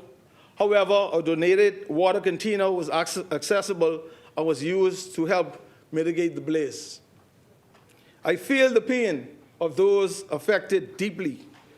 Moments like this change lives, financially, physically, emotionally, and spiritually. As your Member of Parliament, I take full responsibility to the fight for better emergency services and stronger infrastructure for our communities. Your loss will not be ignored. Alongside this committed Davis administration, I will continue to fight to ensure North Andros and the Berry Island receive what is needed step by step with dignity and with purpose. I want to take this time out to thank all the residents who assisted the Royal Bahamas Police Force in North Andros, Water and Sewage Corporation, Bahamas Power and Light, Administrator Beverly Larimore and her team. I must say, Madam Speaker, to God be the glory. We give thanks. We remain humble and grateful because it truly could have been worse. And I say that to say that no lives were lost. Now, Madam Speaker, turning to the water and sewage resolution. As the Member of Parliament for North Andros and the Berry Islands, I fully support these major investments in our water infrastructure because they directly address the everyday realities facing our people. There's a saying, water brings life and prosperity. Psalms 1:3 says, they are like tree planted by the streams of water, which yields its fruits in its season. Without water, there is no growth, no farming, no health, no future.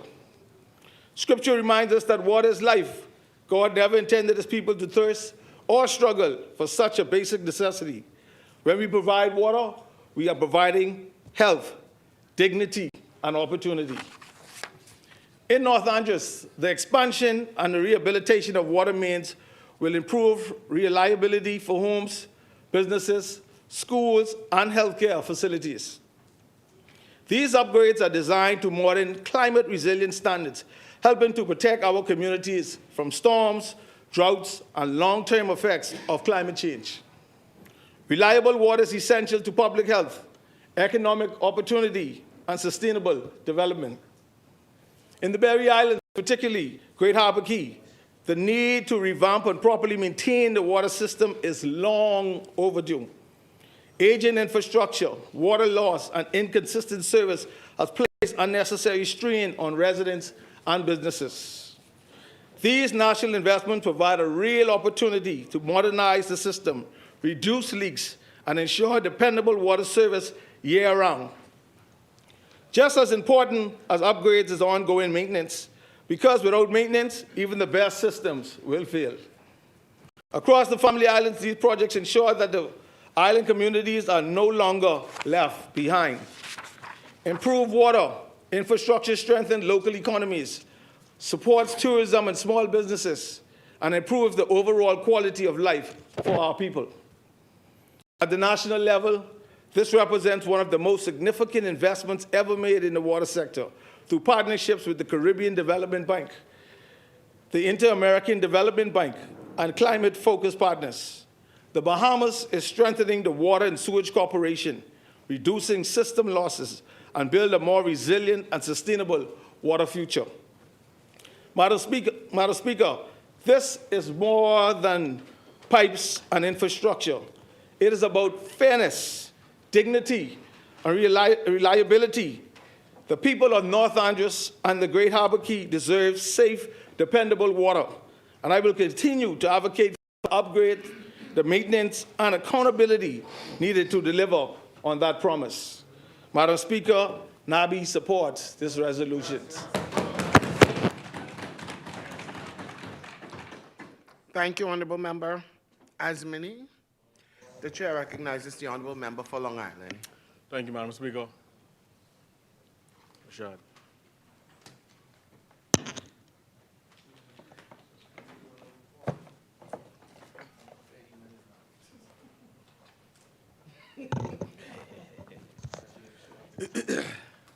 Madam Speaker, I'm overjoyed to rise on behalf of the great people of Long Island, the people who I have the great privilege and honor of serving in this place. Madam Speaker, firstly, before I get into my contribution, I want to extend condolences to a number of families in my constituency and I want to start with the family of young Amari Miller, 16-year-old Amari Miller. His parents, Latoya and Alexander Miller, Latoya Adley and Alexander Miller. His grandparents, Glenn and Cheryl and Brandville, the whole family on this tragic loss. I also want to extend sympathies to Miss Janetta Taylor Gibson on the loss of her granddaughter, Miss Kathleen Oliver. Also, I want to extend condolences to the family of Miss Thelma McCarty of Deadmanski, Long Island. Also the family of Mr. Mark Knowles of Pindus, Long Island. His sisters, Miss Eva Cartwright and Miss Lucy Wells. And of course also to the family of Miss Plumetta Major, who, as you know, she is the lady that was missing the other day, and I see that there's been some announcement that there's a pending funeral, a future funeral relating to her, so I imagine that that indicates that the remains have been confirmed to be hers. And so to her family, Bertram, her son, and the wider family, I extend my condolences, and in fact to the entire Deadmanski community. And then, of course, to Mr. Mario Sims, whose brother, Rico Sims, passed in recent time, and to the entire Sims family. Madam Speaker, I want to also wish the people of Long Island, and indeed the wider Bahamas, a happy New Year. Madam Speaker, I rise today to speak on this resolution to borrow the sum of some $29,933,000 from the Caribbean Development Bank to assist the government in financing phase 2 of the Bahamas Water Supply Improvement Project.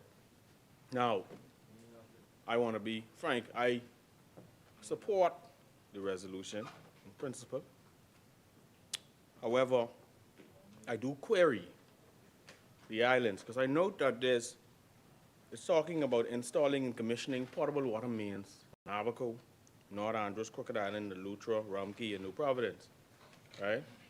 I don't see Long Island mentioned in this list, nowhere in this list, and I don't see several other islands mentioned. In fact, Madam Speaker, one of the things that happened in 2018 at the Water and Sewage Corporation was that WSC commissioned via the IDB. The IDB actually supported it, a $250,000 IDB water supply development strategy, which identified all of the islands in the Bahamas and the works to be carried out, et cetera, et cetera. So there's a strategy as to the islands that would be would receive these kinds of works. And so I'm a bit surprised. And then, these works, they would be well planned. They'd be phased in 3 years. What happens in 3 years? What happens in 5 years? What happens in 10 years? And so one of the things that happened in 2018 is, and this is a water and sewage press release from back then, we stated then that the government of the Bahamas, in conjunction with the IDB, had launched a comprehensive master planning exercise. So you can just randomly pick out these island names. It was conducted throughout the island, and so the corporation currently operates some 60 water systems, water supply systems, on some 24 islands and keys throughout the archipelago of the Bahamas. However, there remain areas to be serviced and many older existing systems that need to be upgraded or replaced. The last estimate was that some $80 million in investments was needed for upgrades and improvements on the Family Island. And then speaking about the strategy, it says that, once developed, this strategy will be used as a guide for developing policy options and for implementation of water supply expansion and monitoring programs, and guide all future island investments. No comprehensive study of this nature has been completed in recent times for the water sector, and then goes on to speak about expressions of interest and so on. And so there is a plan, and I remember being in Brazil, myself and persons like Cyprian Gibson and those, and having these conversations with the IDB. This has been around April of 2018. And so we agreed that the path forward was this Family Island strategy, which laid out the path for future investment. So any waterworks going forward, given that the corporation paid some $250,000 to put such a plan together, should be strictly in line, Madam Speaker, with that plan. Madam Speaker, when you look at this particular resolution, one of the questions that arise is how much of the loan is for consultancies, right? What is the interest rate attached to this loan? One of the things that happened in the previous iteration of this particular loan, because this is phase 2, and phase 1,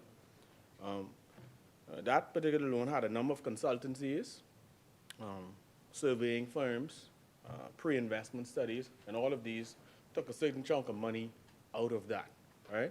And so I don't, unless we are, particularly as it relates to certain islands, there's no need to go back over and do some of the same consultancies and studies, because I believe those studies would still be applicable. Because, for example, a pre-investment study that was done by Smart Water Analytics back then cost almost $500,000. I don't think that needs to be done again. Madam Speaker, that particular loan, the previous loan, was some $28.3 million, and that covered New Providence, Cat Island, Crooked Island, Lutra, Long Island, San Salvador, and South Andres. And then, of course, you had another $200,000 in that as a grant from the European Investment Bank, which related to climate action support. Madam Speaker, during my tenure at the Water and Sewage Corporation, we undertook a number of major projects relating to the CDB loan.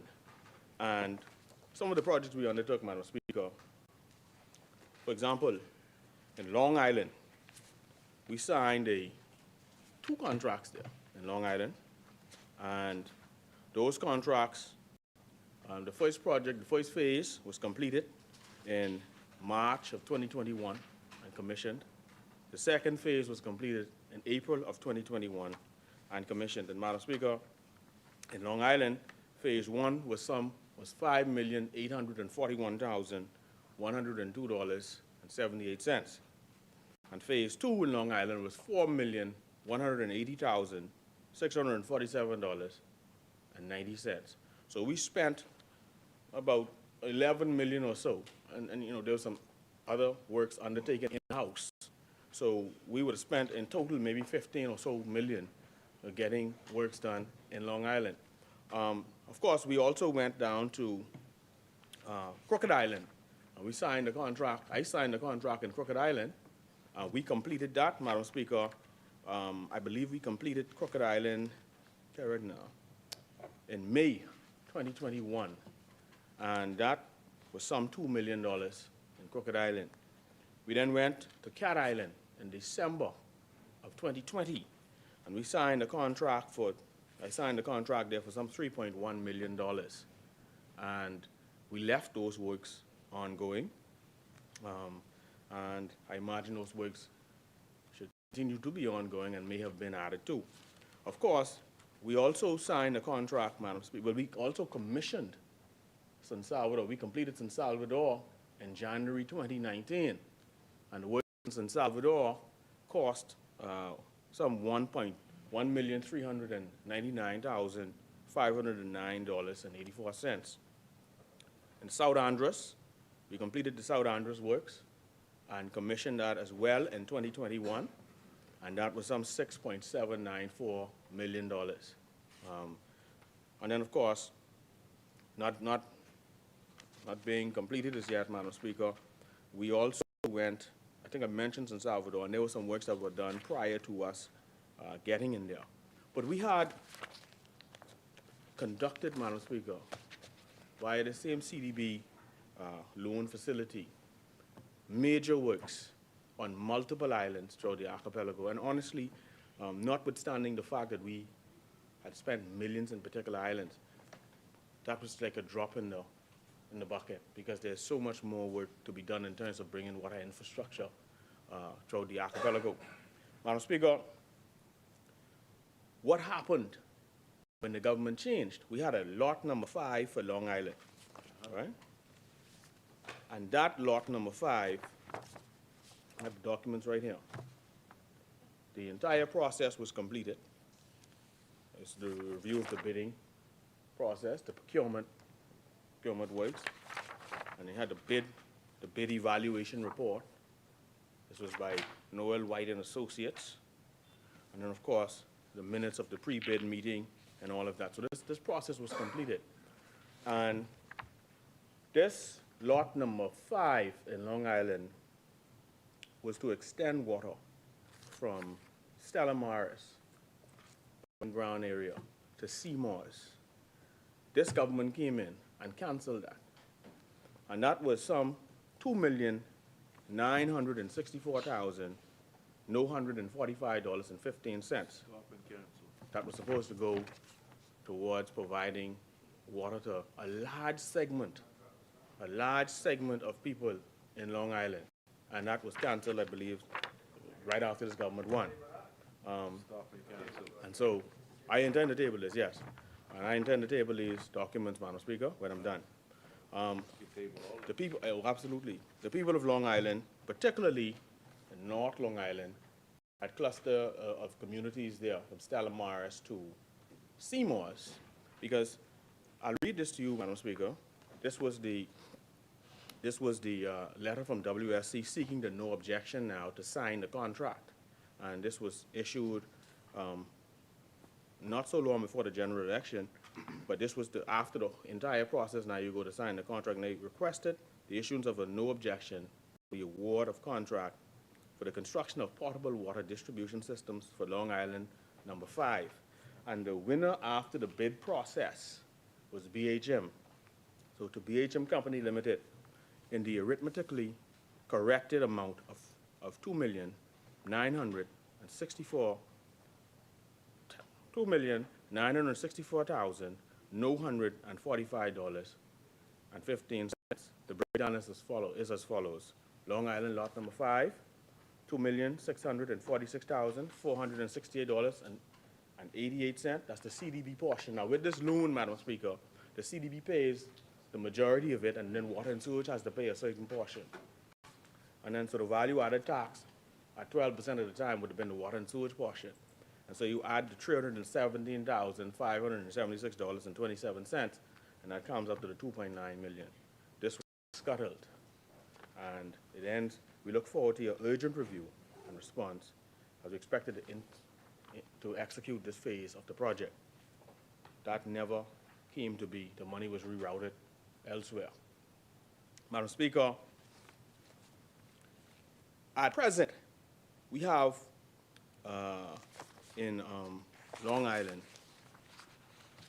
major issues with water, serious water challenges.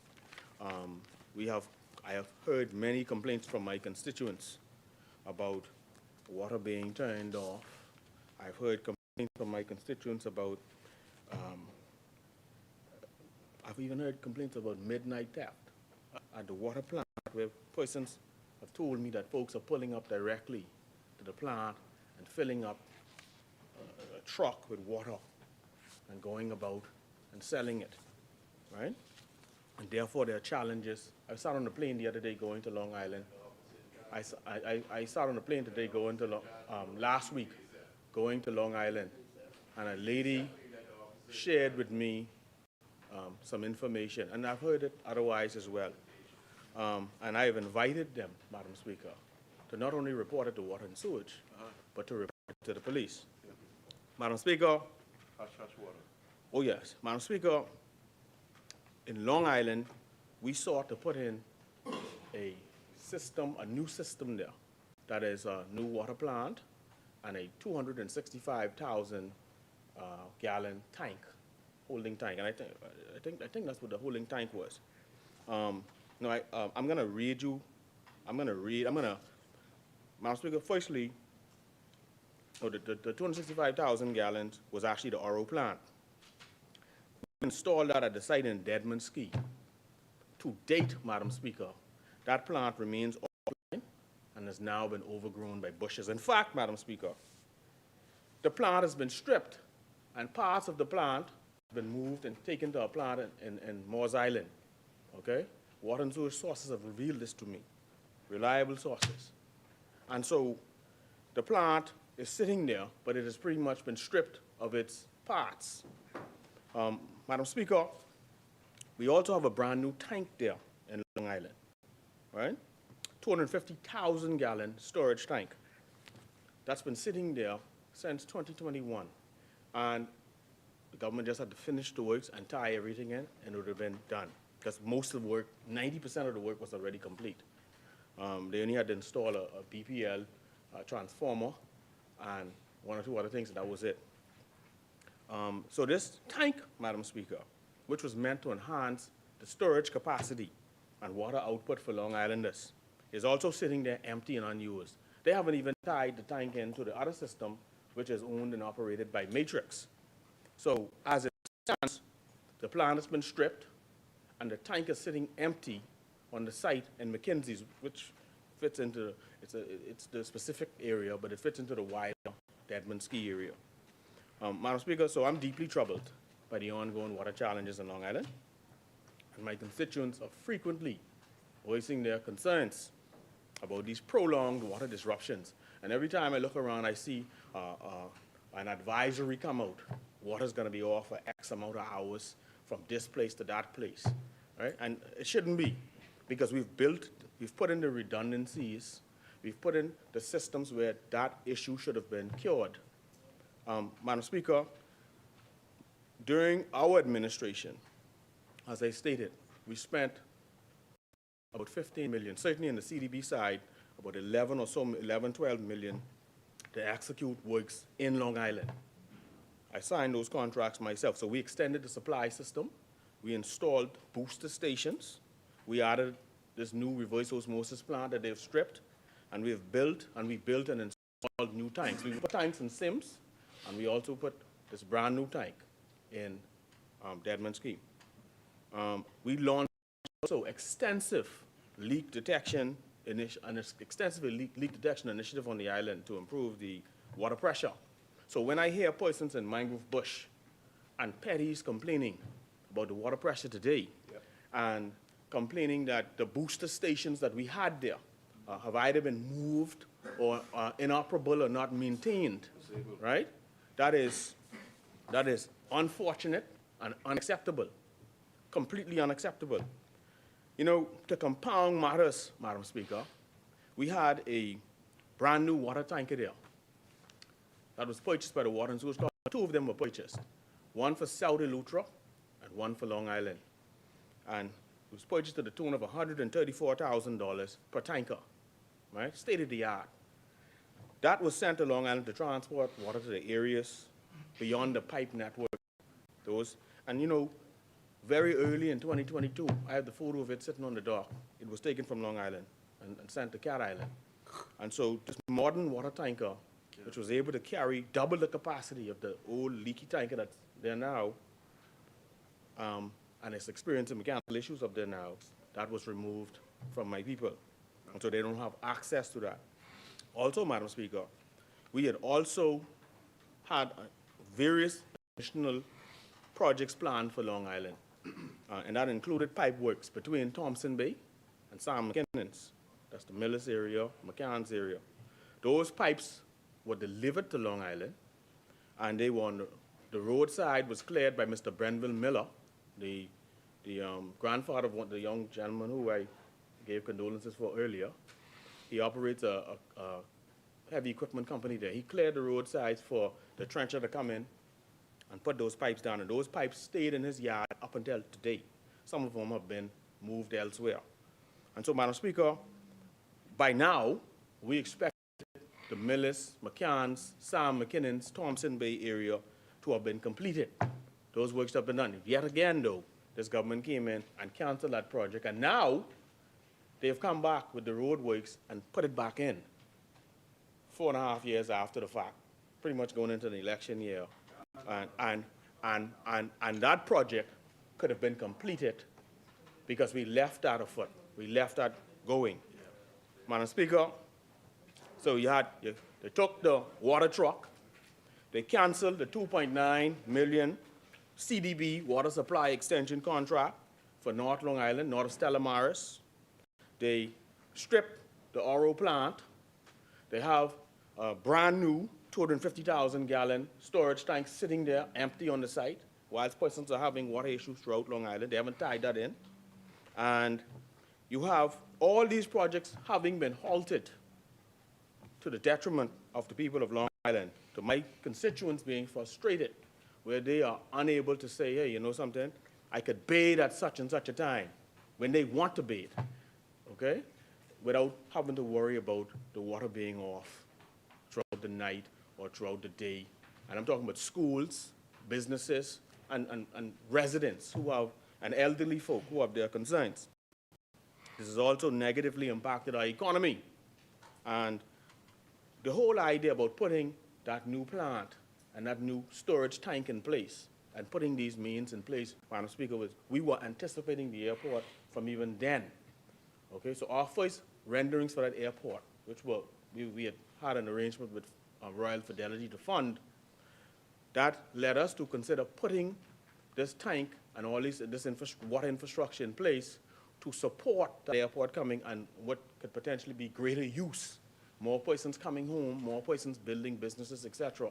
And so that was the idea behind that, to ensure that there weren't any shortfalls as we are now experiencing. So, Madam Speaker, I believe that the government's failure to continue these essential projects is in disregard of my community's needs, Madam Speaker. And I believe that is unacceptable. And I think the people of Long Island, we, on behalf of the people of Long Island, I demand immediate action to resume and complete these essential projects. Our people deserve better. Yes. And we should not be left high and dry. Our community deserves better. And we will not be silenced until our voices are heard and our needs are met.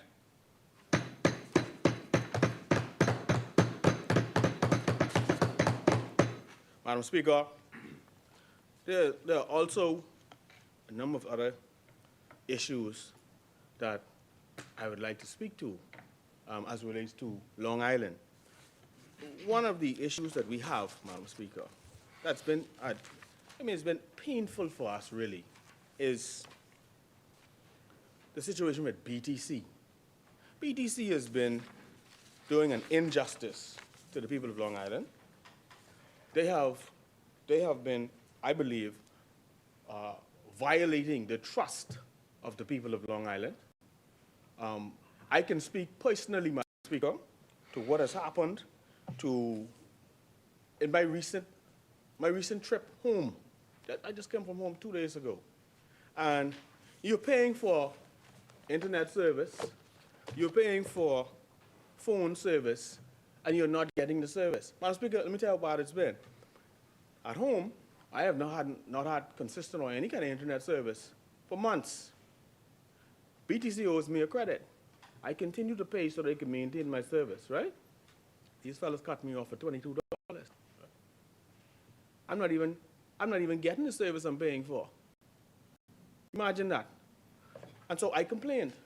What's more, Madam Speaker, I read Maurice Minnis sent something the other day to me, and he was really aggrieved. He said, question to all Long Islanders, why are we paying bills to BTC? Today, Madam Speaker, North Long Island has no access to the outside, or had no access to the outside. BTC was off, internet, phone, everything. There are days where the entire island is off, no kind of access to this utility. So let me read Maurice Minnis's comments. Question to all Long Islanders, why are we paying bills to BTC? This is the worst utility service I've ever seen in all my lifetime in Long Island.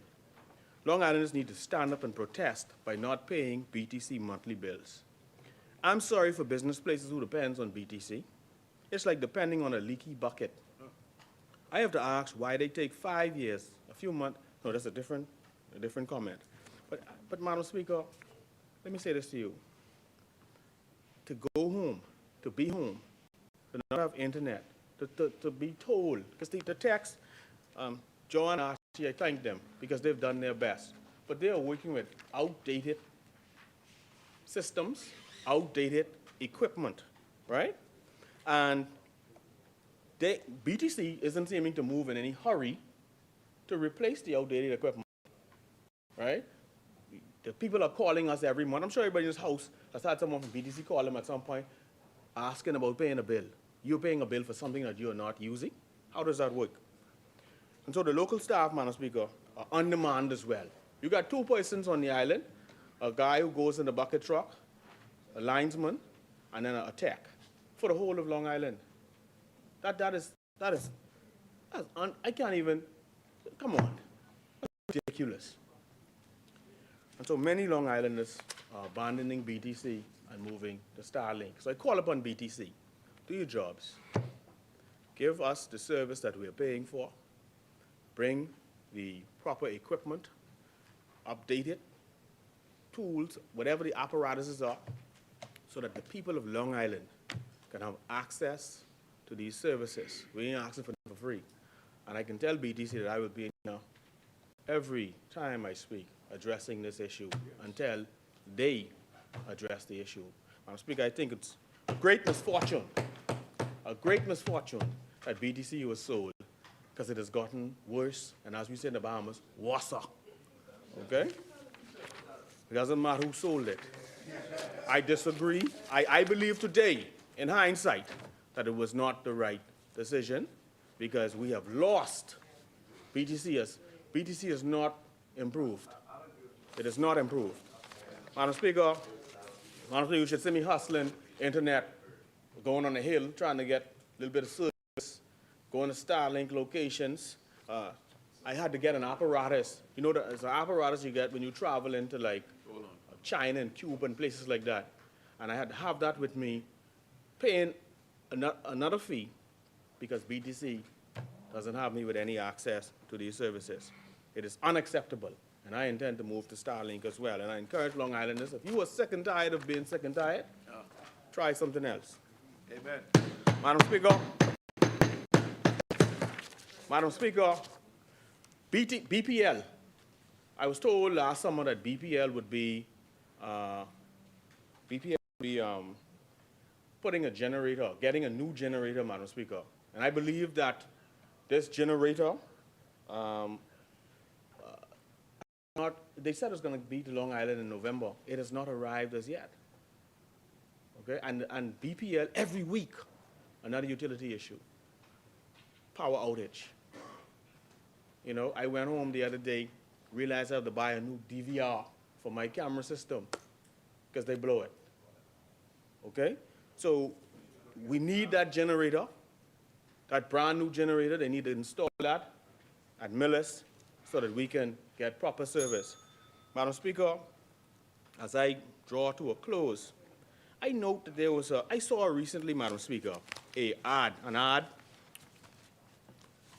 by a fellow saying that for sale, Blue Hole Bay. That they selling the Blue Hole in Long Island, or the bay around it. Let me say this, Madam Speaker, and this is a foreign realtor, because the number was a US-based number. And I want to be clear, Madam Speaker, the government must ensure that that don't happen. There's free access to the public, to the Blue Hole. The seabed belongs to the Bahamas government. You must ensure that, look, eminent domain, let's do what we have to do. No one should be able to sell one of the greatest, one of our major features, not only for Long Island, but for the country, and sell the land around that. No way. And so I call upon the government to ensure that there's access to the beach, access to, by the public, free access, and that the government goes and acquires that area to ensure that Long Islanders and Bahamians at large and visitors have access to the Ains Blue Hole and the surrounding area. Lastly, Madam Speaker, I was going to address some issues with the clinics, but I will leave that Thursday. Madam Speaker, when it comes to this government, I note that this government has spoken about reducing VAT, and I think everybody welcomes that.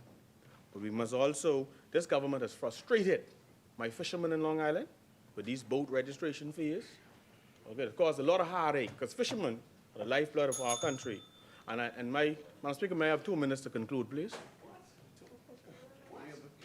Thank you, Madam Speaker. Madam Speaker, this government has put the screws to yachters. When I was home a couple of days ago, you know what they said, some of the locals said to me, said, man, this time we haven't seen any yachts this winter in the harbor. Because yachters are saying, hey man, we like y'all, but we can pass y'all and go somewhere else where we're gonna get better rates. So this government has put tax upon tax and fee upon fee, and it has hurt our communities, Madam Speaker, and it has hurt the people of Long Island as well. And so, Madam Speaker, with those few words, I rest. Thank you, Madam Speaker. Thank you, Honourable Member. Asmining. The chair recognizes the Honourable Member for Garden Hills. Thank you, Madam Speaker. Madam Speaker, before I commence my contribution to this most important resolution, I would like to extend condolences to the family of Sinara Allen. And I can finish before 7. The chair recognizes the Honourable Member for Golden Gates. Madam Speaker, I move that the House does extend beyond the 7 o'clock hour. Second. Thank you, Honourable Members. It has been moved and seconded that the business of this House proceed beyond the 7 p.m. hour. As many are in favor, will remain seated. Those opposed will stand. The motion is carried. The business of this House will now proceed beyond the 7 p.m. hour. Garden Hills. Thank you again, Madam Speaker. Again, I was giving condolences to those who would have lost loved ones in Garden Hills, but in particular, most recently, Sinara Allen and Mr. Gordon Smith in Garden Hills. Madam Speaker, I rise today in strong support of this resolution to borrow funds for the upgrade of water flow infrastructure in Providence and throughout our family islands. Madam Speaker, water is not luxury. It is the basic necessity of life, essential to public health, economic development, and the dignity of our people.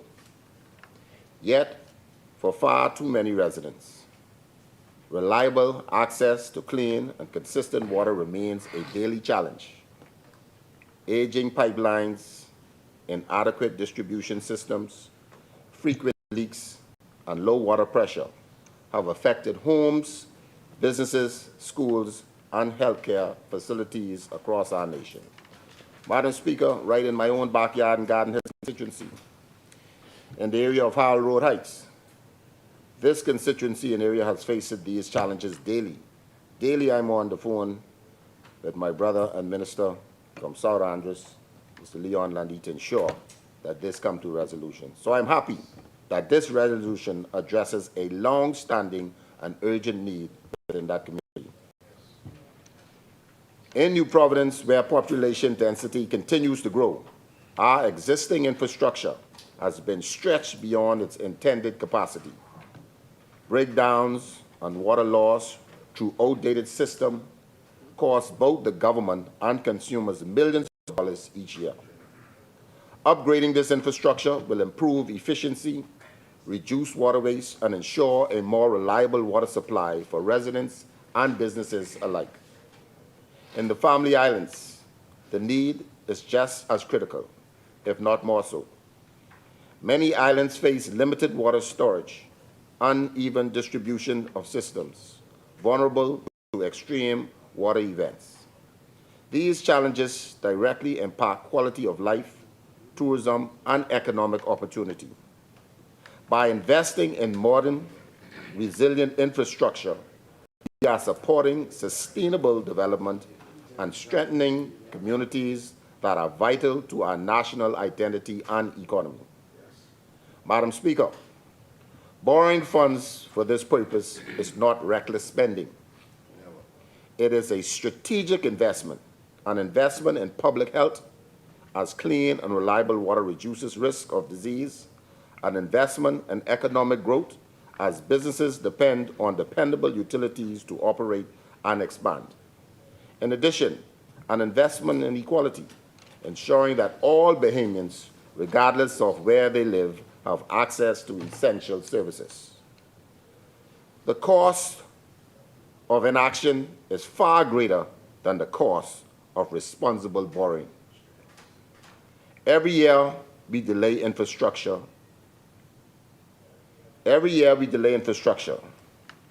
We get further decay. Repairs become more expensive, and our people continue to bear the burden through disruptions and uncertainty. This resolution demonstrates foresight and responsibility. It allows us to make the necessary upgrades now while planning for long-term sustainability and resilience, especially in the face of climate change and strong storms. Madam Speaker, supporting this resolution is supporting the Bahamian people. It is supporting progress, fairness, and the basic right to reliable water. Madam Speaker, Garden Hills supports this resolution. Thank you. Thank you, Honourable Member Asmini. The Chair recognizes the Honourable Member for Central and South Eleuthera. Thank you, Madam Speaker. I see closer next to your name, that's the best. I can bring it home. As I close, Madam Speaker, it's good to be back here after in the new year. First time speaking in 2026. So give me a little bit of leniency as I speak to some things in my constituency, but more so, I've been very vocal on the water situation in the Family Islands, especially in Central and South. So this is paramount to the development of the Family Islands, and I've heard the opposition try to nitpick and give their campaign speeches today. 30-minute speeches, 5 minutes on resolutions, the rest on everything else. But this is good, Madam Speaker, to speak to this, and I'm always happy to rise on behalf of Central and South Eleuthera and to speak on the things that's happening there and the development that's happening throughout the country. But Madam Speaker, before I get to the resolution, permit me to offer my condolences to the families of Mr. Mark Thompson of Cupid's Key and Mr. Donald Fernando, a stalwart councillor of Governor's Harbour, both who have, in their own right, laid the foundation and development of Governor's Harbour and the Key. They played a pivotal role in the growth of the community and in some cases the entire island. So their contributions to nation building has never gone unnoticed, and we as the present and future generations of Eleutherans have been the beneficiaries of their commitment, their hard work, and their labor of love for country. So on behalf of my family and the constituency of Central and South Eleuthera, we express our gratitude to their family and pray that peace of Holy Spirit would bring them comfort during these difficult times. May their souls rest in peace. Madam Speaker, as I pivot in today's business at hand, I would also like to thank the member for Axuma and Reggae Island and their teams under the Ministry of Tourism and the Tourism Development Corporation for blessing the island of Eleuthera with its very own icon sign. The artist is Excellency Jamal Roll, an Eleutheran beautifully crafted design that has become the talk of the town. On the exciting occasion, we are indeed pleased to officially unveil the sign of our very own with the Prime Minister, the member for Cat Island, Rum Key, and San Salvador. And Eleuthera is still very much buzzing with the activities of the Majority Rule holiday weekend. Also headlining the news on the island is the return of the Cupid's Key Regatta, which has not been hosted in over 30 years. Twin sisters Aquila and Jamila, daughters of the late Mark Thompson, who passed away just before the regatta, along with Shauna Knowles, the daughter of the late Edith Rowe. Their committee honored their late loved ones who endeavored to restore regatta to the Key, but was unable to do so. So the baton has been passed, Madam Speaker, to these young ladies and their amazing teams, along with the regatta desk at my ministry, and executed the return of this regatta in less than 1 month of planning. And every person in attendance can attest that not only were the races hotly contested and exhilarating, but the entertainment, the Bahamian artists, was top-notch. So congratulations to the planning committees, executing teams, and congratulations to the sailors who made this event a success, restoring a significant part of our culture and heritage to the historical place which can arguably be called the birthplace of the modern Bahamas as home to the first Parliament. So, Madam Speaker, it would also be remiss of me not to congratulate the winners of the E-Class and C-Class, Early Bird from Long Island and Mar Laura from Parliamentary, and also special mention, of course, to the hometown boat, the Sugarloaf, who placed second in the E-Class. Controversial second. I go with what's on paper, member for Pinewood. But great things are happening on Eleuthera, and I find it imperative to apply my 2 cents to this resolution today. Among all the islands where infrastructural upgrades are necessary and dire, notably Eleuthera has had its share of water woes over the past 3 decades, and the conditions have drastically deteriorated, causing extreme hardship throughout the island on Spanish Wells, Harbor Island, mainland Eleuthera, from Bluff to Bedford Town. Water is essential to all aspects of life. Water sustains families and communities, and you heard colleagues today speak of its importance. It supports economic productivity, from manufacturing to agriculture to hotels, restaurants, schools, medical facilities, and all sectors of the economy rely on water. So the improvement of our water infrastructure encompasses the structures and facilities that are affected by all of these changes. Madam Speaker, over the past 4 years, I have voiced my concerns and advocated for improvements in water production delivery, and even prior to that, when I was in the Senate. Upon accepting the portfolio of Ministry of Works and Family and Affairs, the responsibility of water was not under utilities, but was under able minister, my colleague for South and Central Andros. Madam Speaker, water and sewage over the past few years has ensured that equipment, emergency barging, new storage tanks, and new desalination units were in place whenever the need arose. I want to congratulate the member for South and Central Andros for also reviewing the contracts with water providers like Aqua Design to bring reliable water service to residents facing frequent outages, which are now being addressed. Madam Speaker, in 2026, it seems unbelievable that the failure to produce sufficient water to provide for the delivery of a consistent flow of water to consumers is a reality. This is unfortunate, and we all here have spoken to the challenges, whether it's in your own constituencies or just in general.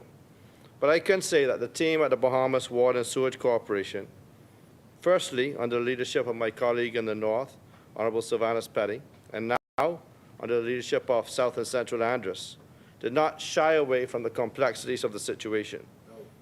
They rolled up their sleeves, made some hard choices, and righting the ship. I can remember when we had some challenges with Aqua Design and Eleuthera. I could get to that. I was hoping the member for Long Island was here, because I had some points on that. Because I could get to that. No, and he ain't laid the documents either. So, Madam Speaker, now I even wonder if the contracts he talked about being canceled was even real. So I hope he tables them to the next house tomorrow, so that we can really see the allegations, because the member made some allegations against this administration, and they should have tabled them. But if you want to, I got some points here about stop reviewing council too, but I can leave that for another day. But Madam Speaker, storage capacity has been increased in Governor's Harbor, Lower Bogue, and in Harbor Island. On Russell Island in Spanish Wells, for the first time, 3/4 of the island of Russell Island finally had water for the first time. They installed pipes to provide potable water. This was initiated and completed under this administration, Madam Speaker. When you talk about stop, review, and cancel, this project was actually included in the first phase of the Caribbean Development Bank's loan. Never did it. Never did it. And if you look at the paperwork and you speak up, and you see the member for Long Island spoke about the strategic plan, and if you looked at the first phase from 2016, Long Island was in that plan. So parts of Long Island was included in the first phase, and this is now the second phase when he speaks about the strategic approach to our water and the choices for where water should be allocated in this new resolution. Madam Speaker, under PPP agreement, we are executing the trenching and placement of 17 miles of pipe between Wims's Bight and Benjamin Town, and this is the first time in history that the communities of John Millis and Benjamin Town will have potable water. See, the side opposite does a lot of talk. They don't lay the proof. But when you speak about investment in these communities, this administration is doing it, Madam Speaker. Additionally, 46 miles of pipe will be replaced through the same PPP. When you look at Long Island, communities have already began to benefit from the collective efforts to improve water delivery quality throughout the Commonwealth. Madam Speaker, and I heard the member for Long Island speak a lot about we canceled this on Long Island and canceled that on Long Island. Do you know, Madam Speaker, for the first time, the island of Long Island will have the largest investment of infrastructural upgrades in decades, Madam Speaker. And it's been held by the F&M for decades, and it's taken a PLP administration to put this investment there in Long Island. When you look here, and they speak about election ploy too, Madam Speaker. June, I can tell you when the contract was signed for the waterworks and the road works in Long Island. June 4, 2025, Madam Speaker, over 6 months ago. And we gave the contract to a Long Islander. We gave the contract, and they're putting the water in, they're doing the roads. When you look at Long Island, Deadman's Key Airport, this has been promised by the F&M administration for decades, Madam Speaker. 4 terms? So now, Madam Speaker, we signed a contract not just for the runway, but for the terminal as well. I think the airport should be closed sometime this month so that the terminal could get underway and get completed, the runway, and then the terminal as well, Madam Speaker. So when you look at just these two alone, that's over $40 million in infrastructure upgrades in one family island. One family island. A lot of love from this administration, Madam Speaker. And Madam Speaker, while I speak profusely on the state of water on Eleuthera, this resolution is equally important to the future development of many family island communities. This loan facility will ease the pressures of communities like Mangrove Key and Cat Island and San Salvador, Abaco, Crooked Island, North Andros, and not to be left out, Madam Speaker, New Providence, which is also an island. And while it's the heartbeat of the nation, water improvements will be completed throughout the island as a result of this resolution. Just recently, Madam Speaker, the government itself took on the financial responsibility to invest for 6,000 feet of water mains for water improvements in the area and the east along the Joe Farrington corridor to the tune of $1.2 million, Madam Speaker. Not only is the water in place, the roads is in place. Similarly, you'll see the same executed in areas like Golden Isles and Pinewood where extensive flooding occurs, Madam Speaker. And this administration is in the process of implementing much-needed relief in those areas as well. Speak. You know, the member for Pinewood already, he already jumped the gun a little bit on this. But I understand, because when you have constituents who's been advocating for something for so long, for decades, and finally we have a national plan, we have a short-term plan, and you should see some relief in regards to flood mitigation there in just over 6 weeks. You'll see some action on the ground. So, Madam Speaker, we reiterated the theme just a few months ago about expanding opportunities island by island. And as of late, the ideology, you know, and I put this in my speech, but I mustn't know what they was going to say, talking about election ploy. Madam Speaker, the reality is that we've been working from day one. Day one. And if you look across the length and breadth of this country, from Inagua in the south to Grand Bahama in the north, you can see where we've invested to ensure that we had to complete some of the things that we saw. And let's see some of the things here that the other side, just in West End alone, Holmes Rock School, we started 10 years ago. Governments changed, they stopped all the work there in West End. Honorable O.B. Wilshcombe Administration Complex, we had to finish that. Bimini Administration Building, we had to finish that. And this is just in the northwest part of the country.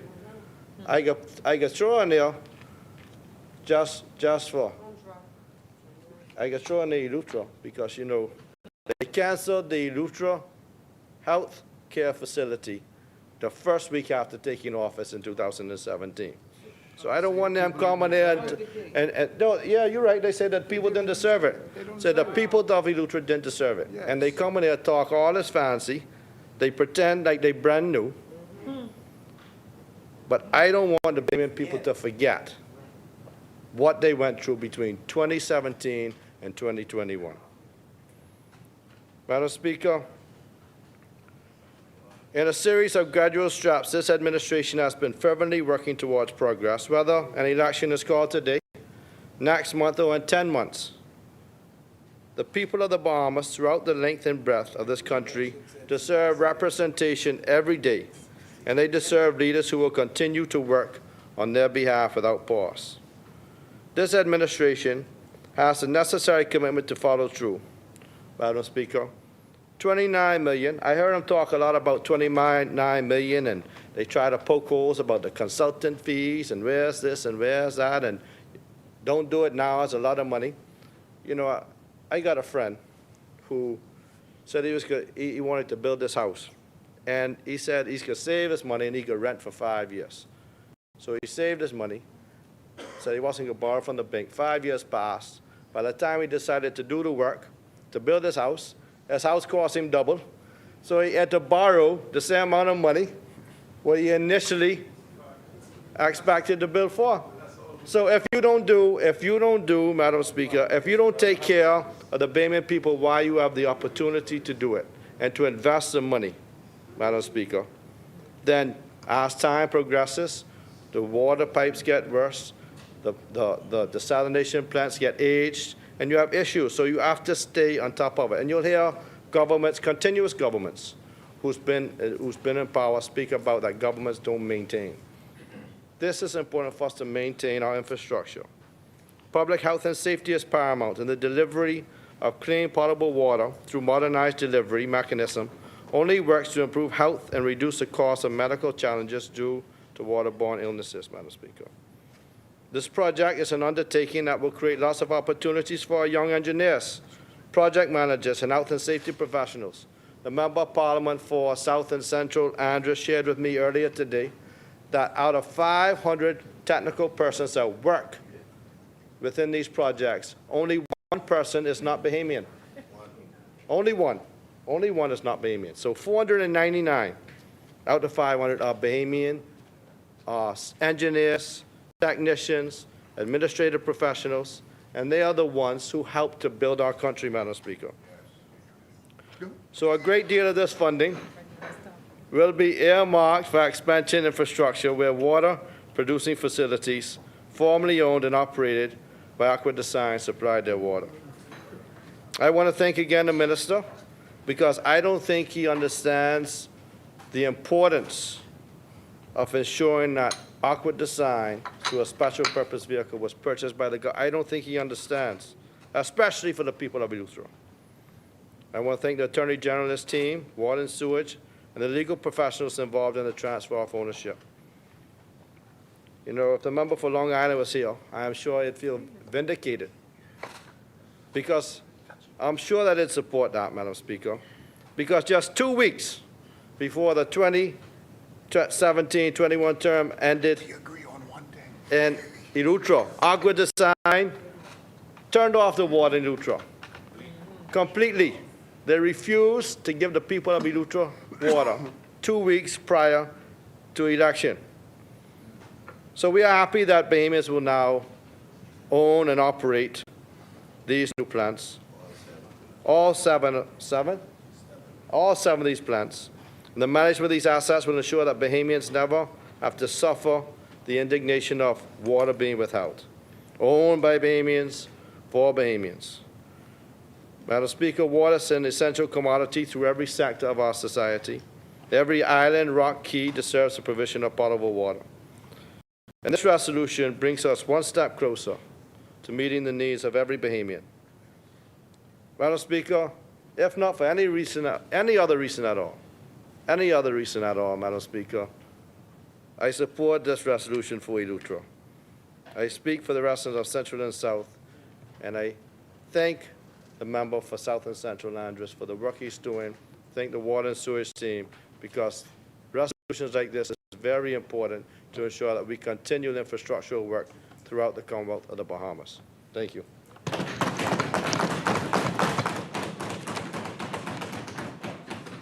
Thank you, Honorable Member.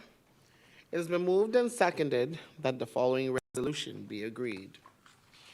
Whereas the Minister of Finance and the Water and Sewage Corporation of the Bahamas are desirous of borrowing a sum not exceeding the equivalent of $29,933,000 United States dollars from the Caribbean Development Bank to assist the government of the Commonwealth of the Bahamas with financing Phase 2 of the Bahamas Water Supply Improvement Project for the extension and rehabilitation of water supply systems to climate-resilient design standards, comprising the installation and commissioning of portable water mains on Abaco, North Andros, Crooked Island, Eleuthera, Rum Key, and New Providence.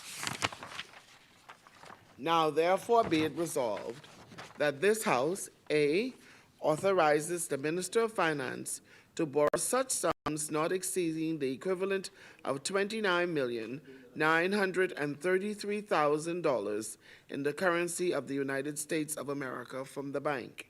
B, approves the government entering into the contract with the bank for the financing of the project and the total sum not exceeding the equivalent of $29,933,000 United States dollars. And C, approves the proceeds of the said loan being used for the purpose of the project. As many are in favor will remain seated. Those opposed will stand. The resolution is agreed.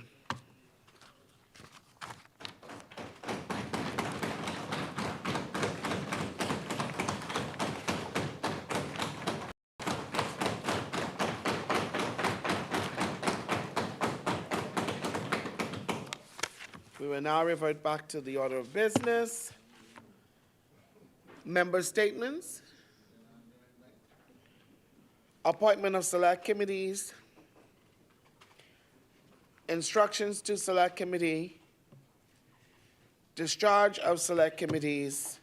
Notices for future meetings. Madam Speaker. The chair recognizes the honorable member for Golden Gates. Madam Speaker, I rise to give notice of the following resolution. Whereas in accordance with Article 71 of the Constitution, the Constituencies Commission of the Bahamas, appointed under Article 69(1) of the Constitution, met and reviewed the number of and boundaries of the constituencies in which the Bahamas is divided, and submitted to the Governor General the report of Constituencies Commission, the report dated the 29th day of December 2025. And be it further resolved that a copy of the draft order approved by this resolution be submitted to Her Excellency the Governor General, who shall in order pursuant to Article 77 of the Constitution. Thank you, Honorable Member. Honorable Member, ordered that the notice be brought up.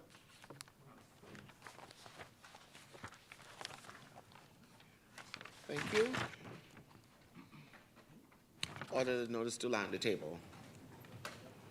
Further notices? Speaker, I rise to renew all matters in the name of the government. Thank you, Honorable Member. Rise to renew all notices in the name of the opposition. Thank you, Honorable Member. Adjournment? Speaker, I move that the House, at its rising, do adjourn to 3 p.m. tomorrow, Wednesday, the 14th of January, 2026. Second. Thank you, Honorable Members. It has been moved and seconded that the House, at its rising, do adjourn to Wednesday, 14th of January, 2026, at 3 p.m. As many are in favor, will remain seated. Those opposed will stand. The motion is carried. Final adjournment? Madam Speaker, I move for the final adjournment to 3 p.m. on Wednesday, the 14th of January, 2026. Second. Thank you, Honorable Members. It has been moved and seconded that the House do now adjourn to Wednesday, 14th of January, 2026, at 3 p.m.